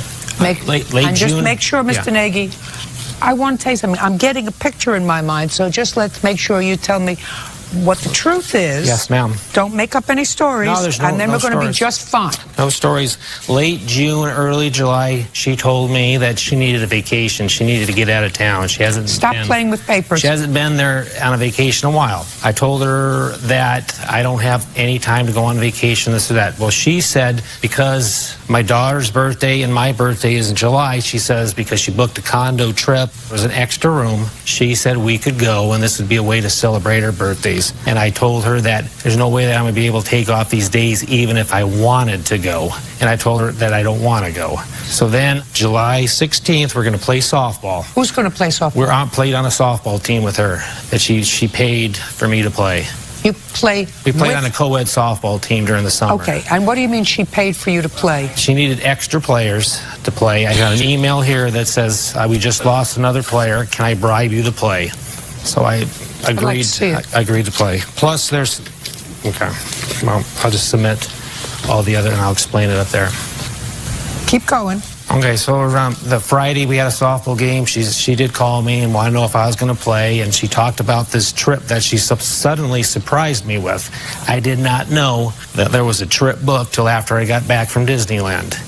But prior to that, I mean, she's just, all she's done is harass me. She's called me. She's texted me. I explained to her I just don't even want to be friends anymore. And this continues. You mean after the... No, this has kind of been how it's kind of been throughout the summer. When you were away at Disney... Yes.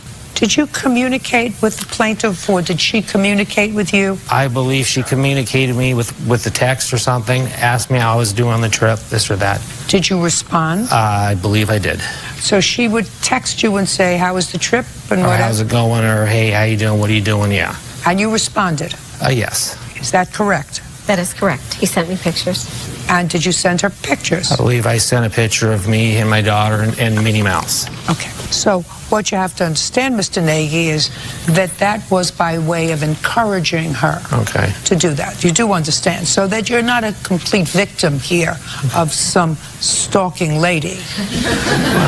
When you send a text or in any way reach out, that encourages the behavior that you seem to want to discourage. But I've sent many texts, because of how she has been, emails that I've said that I said, leave me alone, no more texts. No. It got to the I'm point. talking, in Disneyland. the ones when you said, leave me alone, sir, was in October. Yeah. I'm talking about during the summer. Okay. You said to me, it was all during the summer. She was annoying me. She was bothering me. So I asked you a simple question. When you were at Disney in July, did you, in fact, communicate with her? And you said yes, so it wasn't all summer. It wasn't all summer. And you didn't get back from Disney until July 10th. So now part of the summer is gone. Okay. And then, according to her, you were scheduled to go on this vacation on the 17th. So it was merely a week before that you were, in fact, voluntarily communicating with her.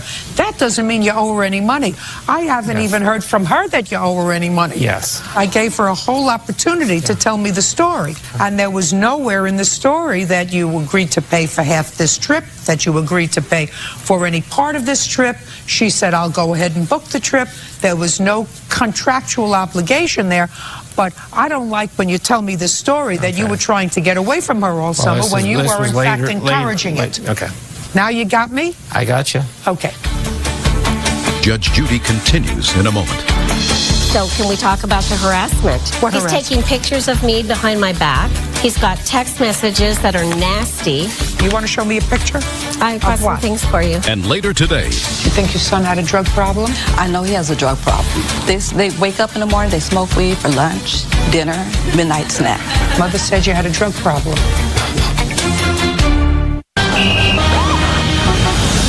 real cases, real people. Judge Judy. Kay Kinniston says former friend Kevin Nagy owes for backing out on a vacation. Kevin claims Kay is a stalker. So it was after the 17th of July when this kerfuffle happened over the vacation that you wanted her to leave you alone. Well, actually, it started the 16th before, but... So the 16th? Yes. Before. Now, did you play softball subsequent to the 16th of July? Yes. When? We played every Friday. Now, what kind of conversation did you have subsequent to July 17th when you were playing ball? Okay. At the game, I didn't speak a word with her because prior to going to the game, I told her that I'm not going because of what I just explained. I'm not, listen to me. Okay. We're beyond the trip. Okay. So at the game, I never said a word to her. She approached my daughter during the game and said, "Are you excited to go to Chelan?" Listen to me. What part of I'm beyond that didn't you understand? I'm beyond the trip. Okay. I said, after the trip, did you have any softball games? You said yes. Oh. I said, what conversations did you have with her at those softball games after the trip? I did not have any conversations at the games. I didn't even finish the season out. That's what I wanted to know. Okay. When was the last time you played? It ended sometime early August, I believe. Is that right? That is correct. Okay, good. It's not a very difficult situation. He's finished, not interested. You were more interested than he was, but you have no contract with him that requires him to pay any part of this vacation that you paid for. You had no, according to you, you had no contract with him. You had no contract with him to pay for half. You had no contract with him to reimburse you for any tickets. The thing that you are angry at is that he chose not to go. No. Listen to me. I can play back the tape for you of what your testimony was. Well, there's more to it. There was no, I didn't interrupt you. I let you tell me your piece. I let you tell me about what happened on June 16th when you sat down and went over your calendar. You said you would make the arrangements. You texted him and you told him that it was done the next day. And the next thing that you testified to that happened was on the 16th when you called him of July, he said, I'm not going. He said I can't stay all of those days. I don't care what he said. You had no contract with him. And that's what courts are about. Courts are about contracts. Now, I will certainly allow you to show me at this point if you have any agreement by him, either by way of acknowledgement in a text message or anything else in writing, that he agrees to pay you for the trip. I'll certainly look at that. Do you have any of that? I sent him a text message after we got back and said... Just a second. Don't tell me about a text message. If you have it, I'll look at it. Well, I don't have that one with me. It's on a phone that's dead. Then, just a second. Do you have something that I can read that comes from his phone that acknowledges a debt to you? No, but he did tell me he sent me a check. Can't help you, Miss Kay. So can we talk about the harassment? It was what He's harassment? taking pictures of me behind my back and sending me pictures. He's got text messages that are nasty. You want to show me a picture? I've got some things for you. Of what? This is a picture he took behind my back at Bowling. I don't care. What else? I've got some text messages that he sent. Just a second. I'll be more than happy to see those. Do those tell you to leave him alone? No. I'd like to see them.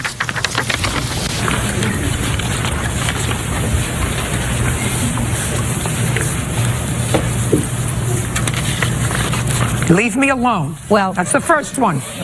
Please, please. I was not texting him. He was texting me those nasty emails while he was in bed with another woman, and I wasn't interested. You don't listen to me. Change your phone number. Judge Judy continues in a moment. And later today, I think that you've probably so fried your brain that you think that standing here gives you a license to go toe-to-toe with me. It does not. This is my playpen. Now do we understand each other? real cases, real people. Judge Judy. Kay Kinniston says former friend Kevin Nagy owes for backing out on a vacation. Kevin claims Kay is a stalker. Change your phone number. People have to learn to use these text messages and internet and everything else to better purposes than this, but we don't have courts to compensate for that. Here, would you return these things to her, please? Leave each other alone. It's over. Finished. Want to play ball? You know, play with your own friends. That's all. I agree. Why is that excuse me step out? Well, to be honest with you, it was a good decision. Well, Kevin's lying. I didn't even know why we even went to court over something like this. He knew about the trip the whole time. This is ridiculous. He's a nasty man. As you see, she's cuckoo for Cocoa Puffs. He says really obscene things to women. You got to look at the situation. She's a little wacky. And he treats women very badly. I'm a good father and a good person, and hey. Naval Officer Marvin Brayfield and his wife, Jennifer Jesse, are suing the former guardian of Marvin's son, Carolyn Blake, for filing false charges with Child Protective Services. Carolyn claims Marvin kidnapped his boy.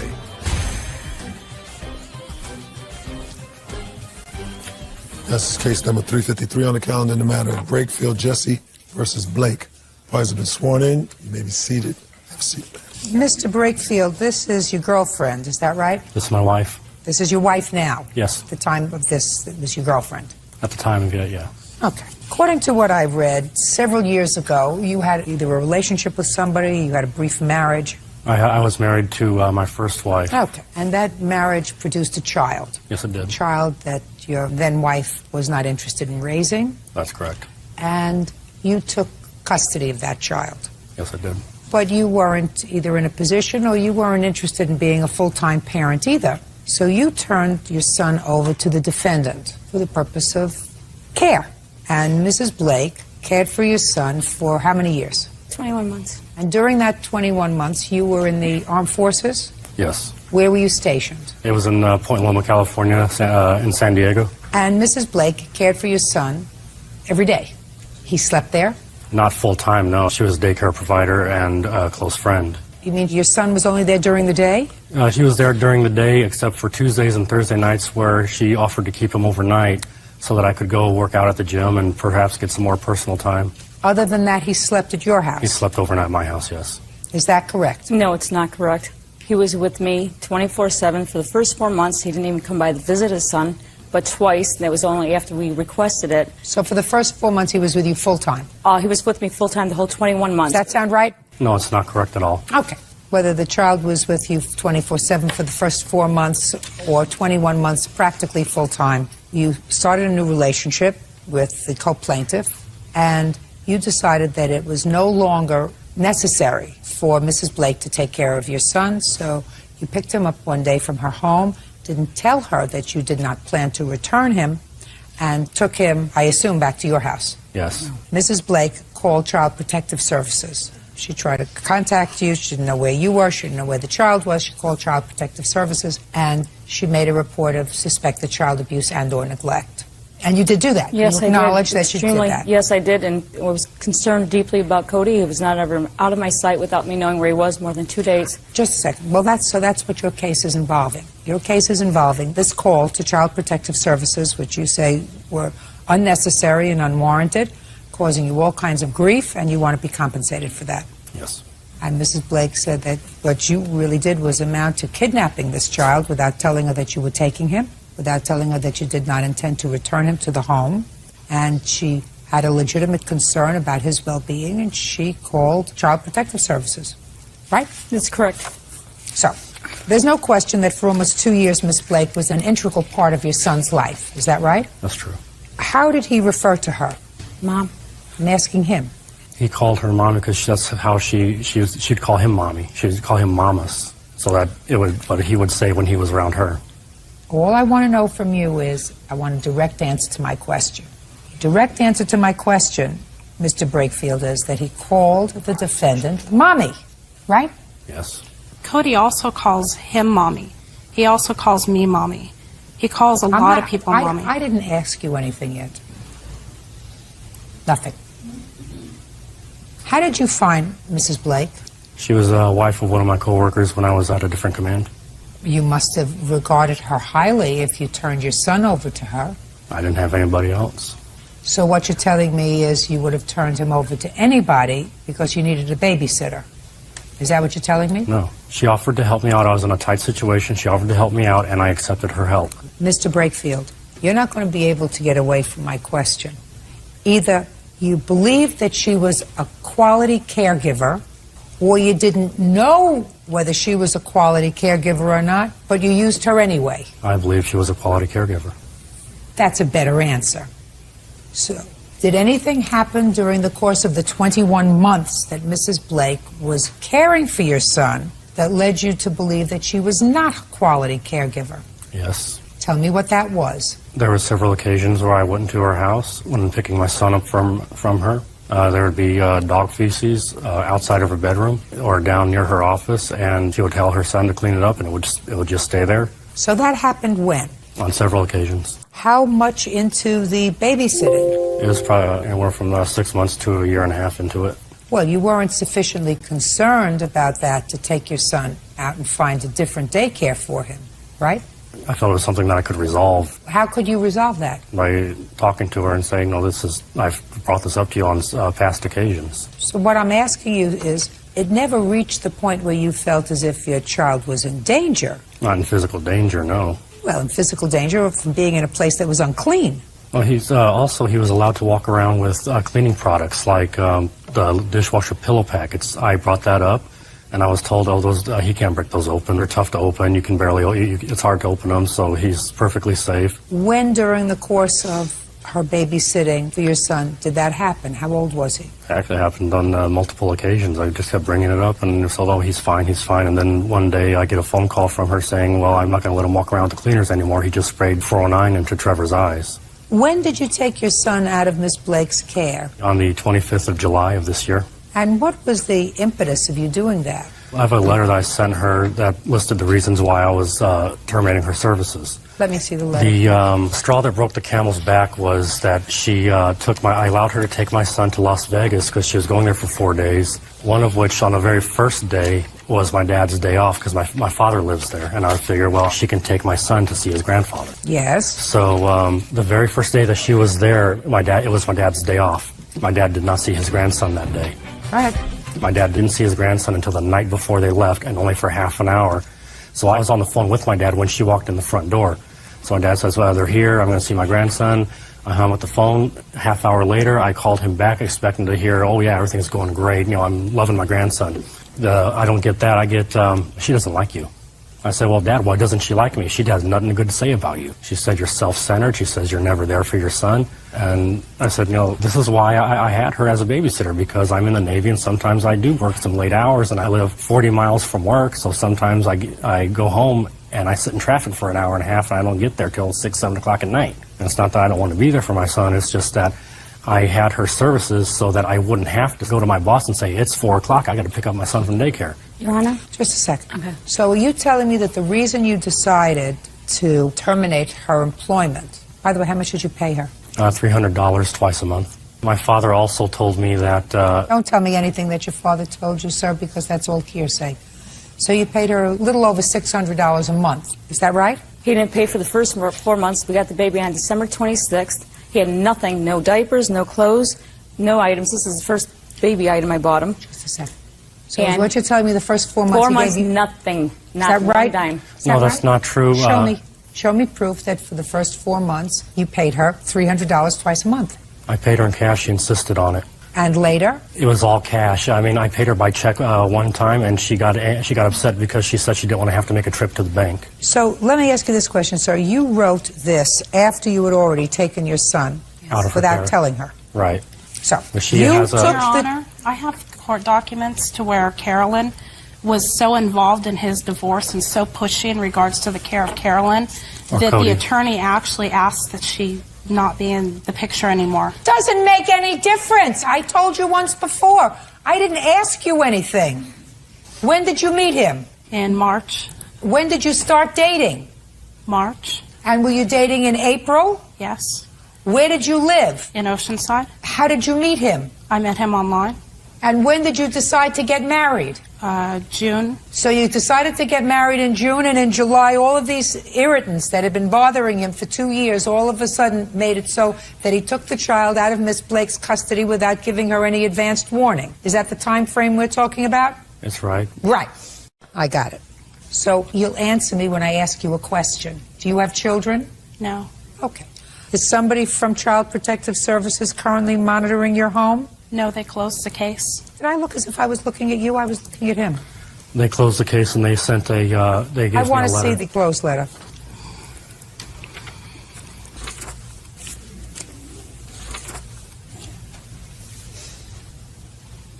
This letter suggests that they conducted an investigation over a 2-month period, and that you now have your child in a licensed daycare facility, but they recommend that he be tested at the Hope Infant program because the daycare provider thinks that the child may have some developmental deficiencies. Have you done that, sir? I have already. And what's the result? The daycare provider thought he might have a speech delay like one of his other brothers did. And I had a representative of the Hope Infant program come to my home, and it was determined that he does not have a speech delay because he's been talking, he's been putting 3-word sentences together and doing just fine. Okay. Now we're going to get back to my original question, Mr. Brakefield, and that is, why did you not notify Miss Blake that you planned not to return Cody to her care? Because before my first wife lost her parental rights, we had actually agreed to physical custody sharing. I informed Miss Blake of that, and she got very angry with me and started yelling at me that I was sending my son off to die, and so I figured, not wanting to go through that again and not knowing what her reaction this time would be, I figured a written letter would be the best route to go. But you took him on July 25th, according to you, and you didn't write this letter, according to the date on the letter, until August 13th. So between July 25th and August 13th, what communication did you have with her? I had none. Well, that's wrong, Except, sir. when I told her I was going to go to Las Vegas to visit my father, which instead I went to another location, and my father started receiving phone calls from her demanding to know where I was, and my sister said she didn't know, and she was told by Miss Blake that she didn't care about me, she didn't care about Cody. Don't listen to me. That's all hearsay. I'm asking you what you did. Judge Judy continues in a moment. Ben Brakefield and his wife Jennifer Jesse claim child care provider Carolyn Blake falsely accused him of kidnapping his son. Mr. Brakefield, you're coming to court today, a man who, because of circumstances, finds himself in a position of having to care for an infant full-time and have a job. You did it with the help of Miss Blake for almost 2 years. Right. Then you meet this lady, and I gather from your complaint and from her answer that these two ladies did not get along. At first they did when I first brought her over to Right her now, house. it may be the first minute. After that, they did not get along. And within a month of the two of you deciding to make a life together, you remove Cody from Miss Blake's custody and don't tell her that you're not coming back. And expect her, listen to me, sir, and expect her to just say, well, I guess he decided to take the boy himself. There you go. And forget about it. And some 3.5 weeks later, sent her a letter outlining why you took him from her custody. I don't think that's right. So I wasn't sure what her reaction would be, and I didn't want to risk all you have to do is send her a screamed at and yelled at. telegram. I decided to terminate your responsibilities with regard to Cody. I will not be bringing him back. After I return from vacation, I have found another daycare provider, period. I don't think it would have made a difference in her reaction. Well, you don't know, but at least you would have done the right thing. I have several harassing phone calls on my cell phone. She threatened to sue for custody of my son. The time she threatened to call CPS. She called my command on several occasions. There are times that she on several of the phone calls says I am Cody's mother, and even has a message directly to Cody saying this is mommy, this is your mother. It's just anybody who's ever read this or heard the messages thinks we did the right thing by getting him out of her care. Listen to me. I don't necessarily think you did the wrong thing by deciding to resume full-time physical custody of your child. You now had a fiancé who was going to be living with you, so you were in a better position to take care of him. I don't fault you, sir, for removing Cody and deciding to take him back in your full-time charge. I fault you for the method in which you did it. You did it in a heartless fashion.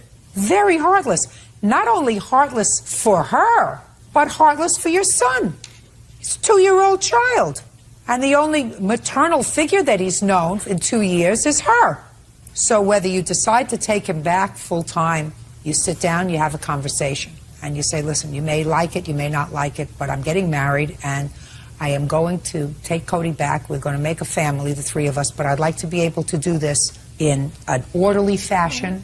I'd like to be able to bring him to you 3 days a week, and then bring him 2 days a week, and then down to 1 day a week, and you can always visit him so that the transition for my son would be easier. Do you understand what I'm saying to you, sir? Yes, ma'am. If she rejected that, you've at least done the right thing. But you can't do the wrong thing and then come to court and expect me to feel sorry for you because after you did the wrong thing, she called Child Protective Services. What you did was wrong. What you did was abusive to a child who has the only other parent that they know, the one that they're with most of the time, because when you pick him up after work, then he goes to sleep. And that's those days that you're not picking him up because you're going to the gym and taking care of other personal business, right, according to you. It's part of my job. It's mandatory. It's a mandatory military regulation that you work out. Great! What does your 2-year-old son have to do with that? All he knows is the only person that's taking care of him is her. Yep. And what you did was precipitously and without any thought to how it was going to impact on him, you removed him from the only family that he knew without a transition. And that, as far as I'm concerned, was abusive. And that, as far as I'm concerned, deserves a call to Child Protective Services and say, what kind of person has this kind of judgment? I'm afraid for the kind of judgment that he is exercising with regard to this 2-year-old. You got my drift? I've raised some children, and I have grandchildren, and you're supposed to take the position as a parent that you're supposed to do what's best for them, the children, all the time. Now, it's best for your girlfriend, but what's best for the child. Right. Not even for what's best for her. Right. She's not the issue. You're grown-ups. He's not a grown-up. He's a baby. And you and your first wife put him in a position. You had bad judgment when you picked wife numero uno. I hope that you had better judgment when you picked numero due. I'm not so sure. But you and your first wife, it was your bad judgment picking somebody who wasn't ready to have a family. It was second poor judgment that you had a baby with somebody that wasn't ready to have a family. You find a caregiver who was given your child, who's kept him safe, fed, clean, because you didn't remove him from her custody for 2 years, so evidently her care could not have been that inadequate, sir. And then when you decide to do it, you do it in a fashion that is not designed to ease the transition. As far as I'm concerned, that's neglectful and very bad judgment. So, did you call Child Protective Services? Yes, you better believe I did. Good for you. Your case is dismissed.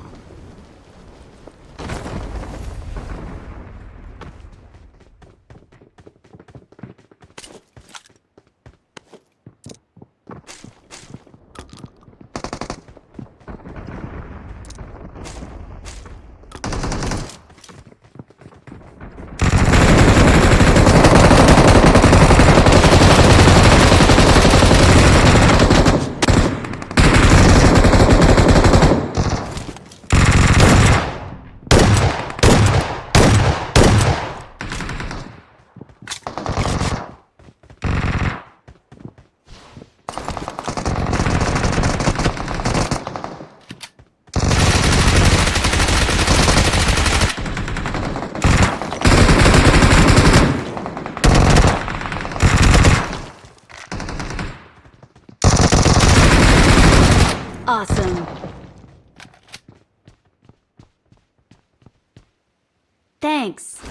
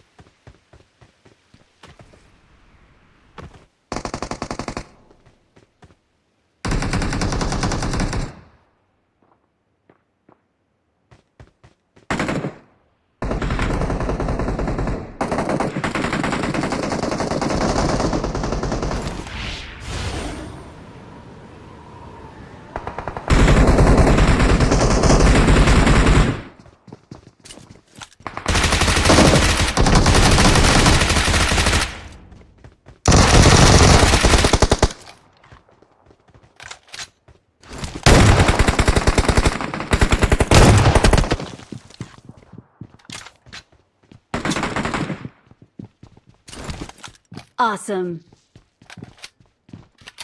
Thanks. I need consumables.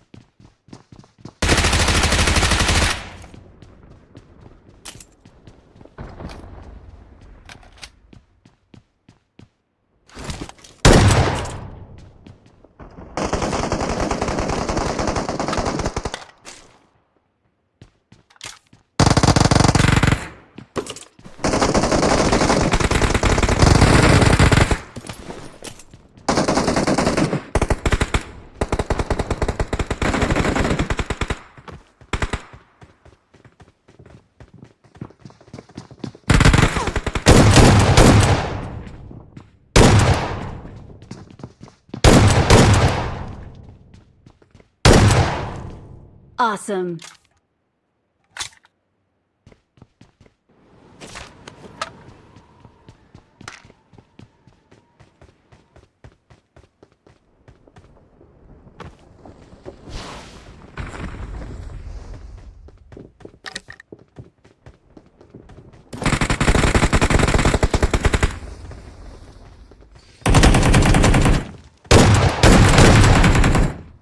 Awesome.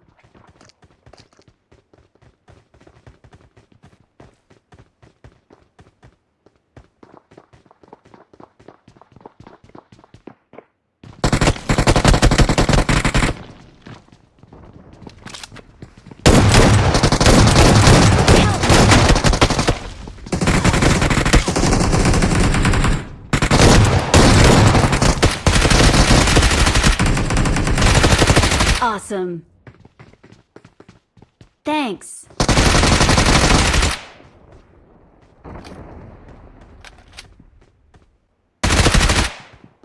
Awesome.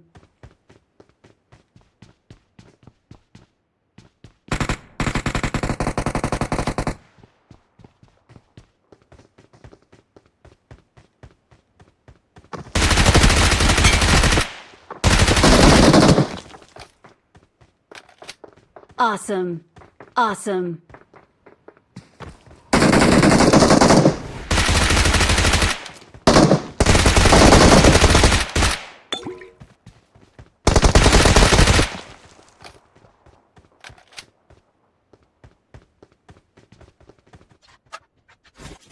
Awesome.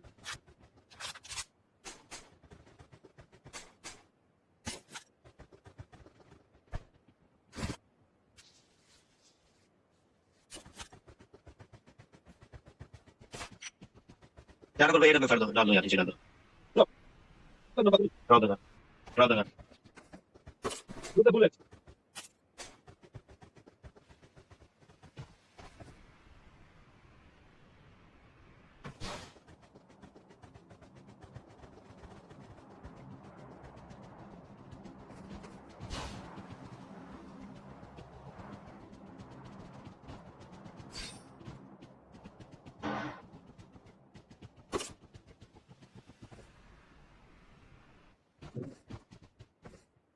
अरे भाई और चलते हैं भाई, अभी ना कोई मजा नहीं है।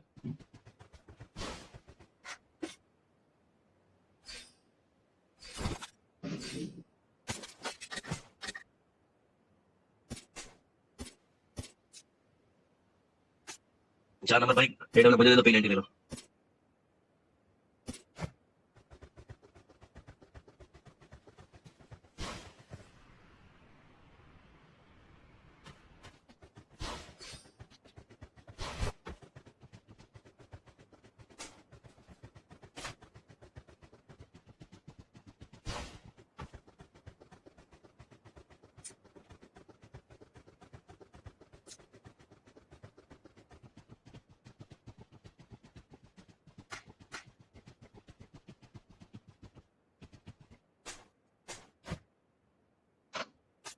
Awesome. Thanks. आ जाओ भाई और नीचे आ जाओ भाई।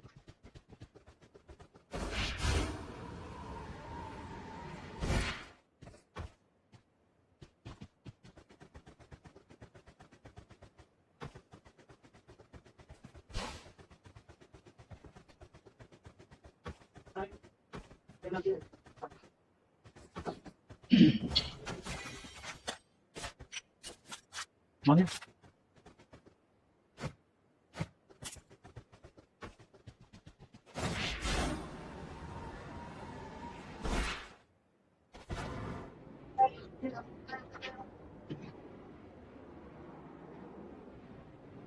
boleh bahasanya?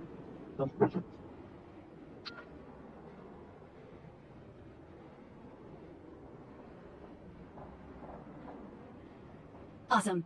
Thanks.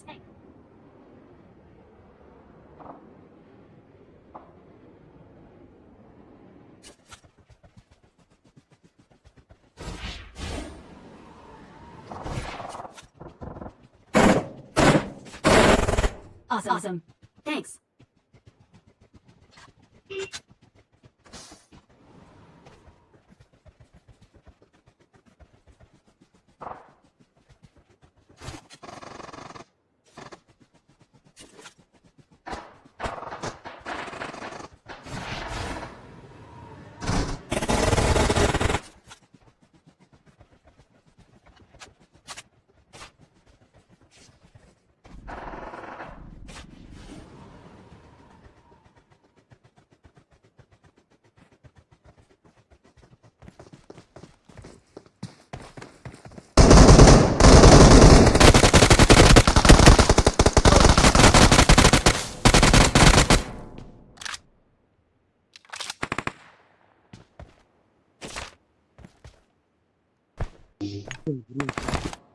Awesome.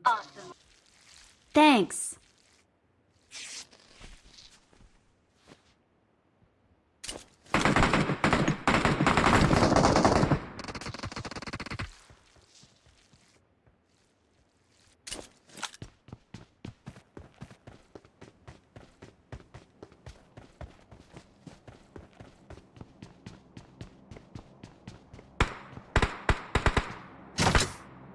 Awesome.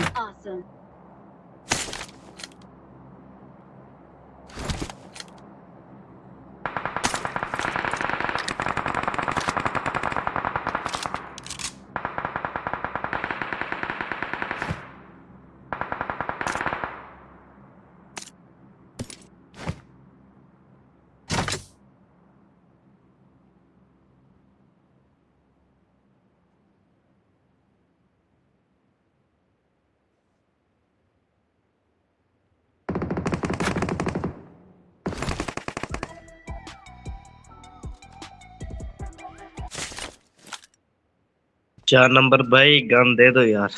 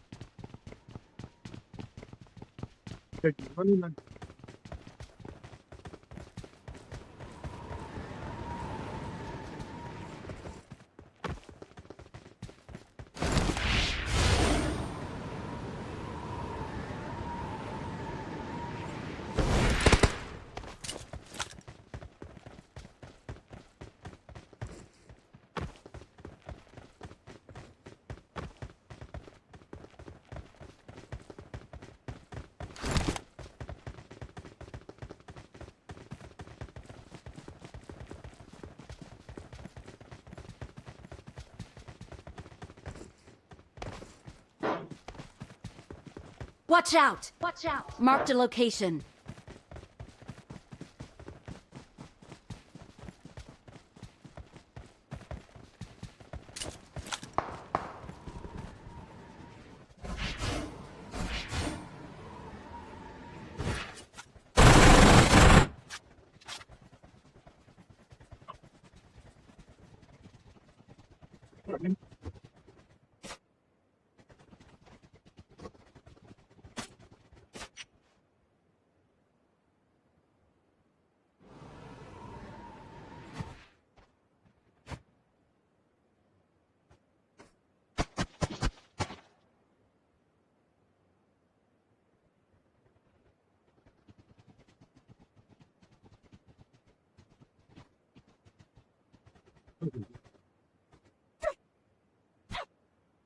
अबे क्या हुआ है?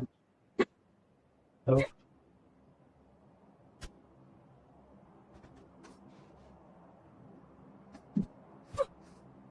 भाई अमर भाई और आदमी जाएगा हेलो अमर भाई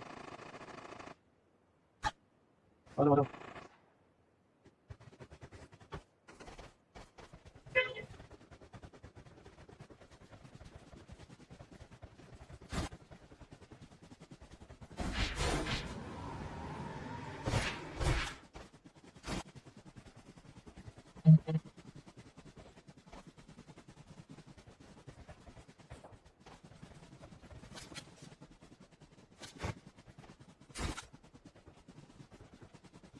Awesome.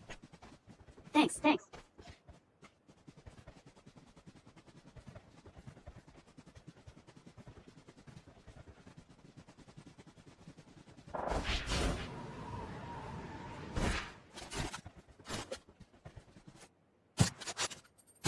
Mark. Marked a location.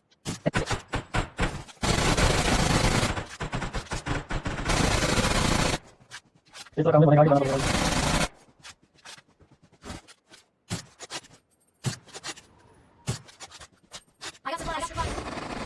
Oh my God.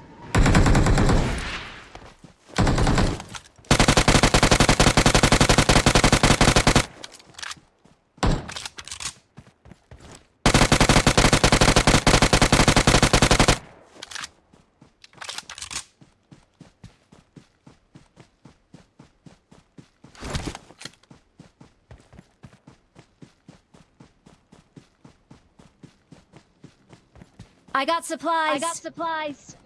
आगे ध्यान से भाई, बटू ध्यान से आगे।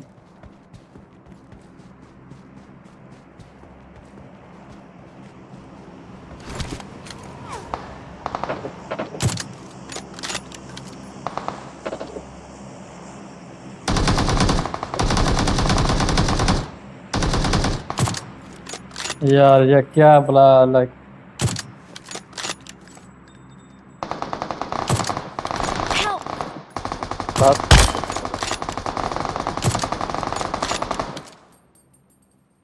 shit.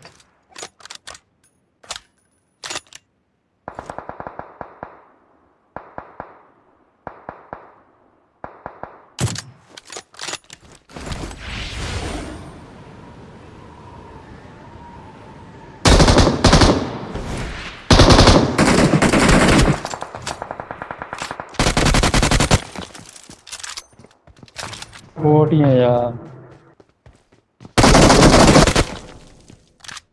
Nice, nice work. Awesome. Awesome. Thanks. Thanks.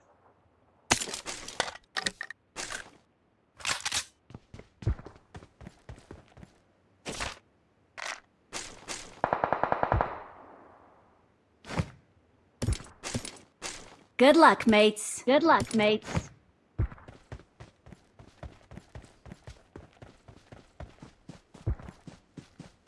Awesome. Awesome. Thanks. Thanks.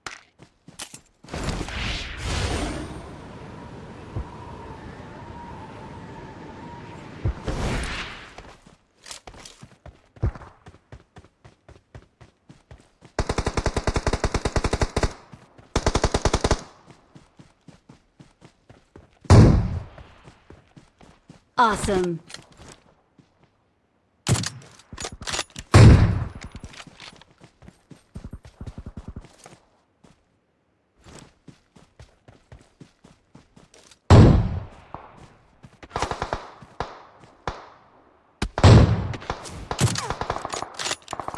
Awesome. Nice, nice. क्या निशाना हमारा भाई होता है।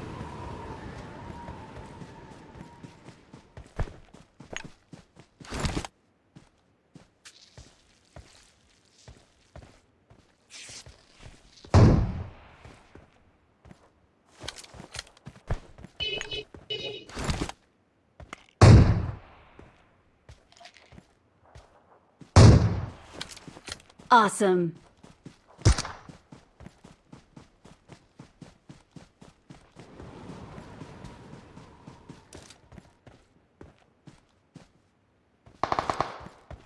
Awesome.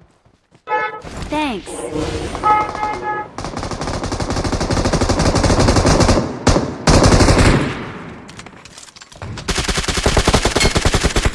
Awesome. Awesome. Nice.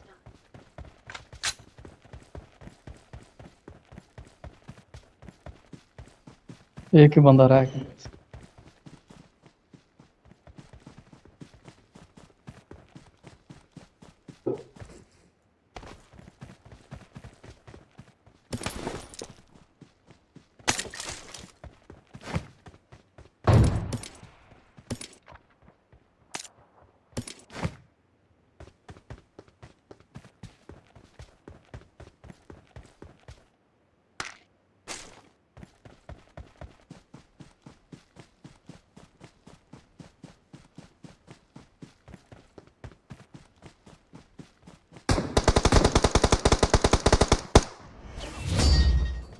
We're the best. Yeah. Awesome. We're the best.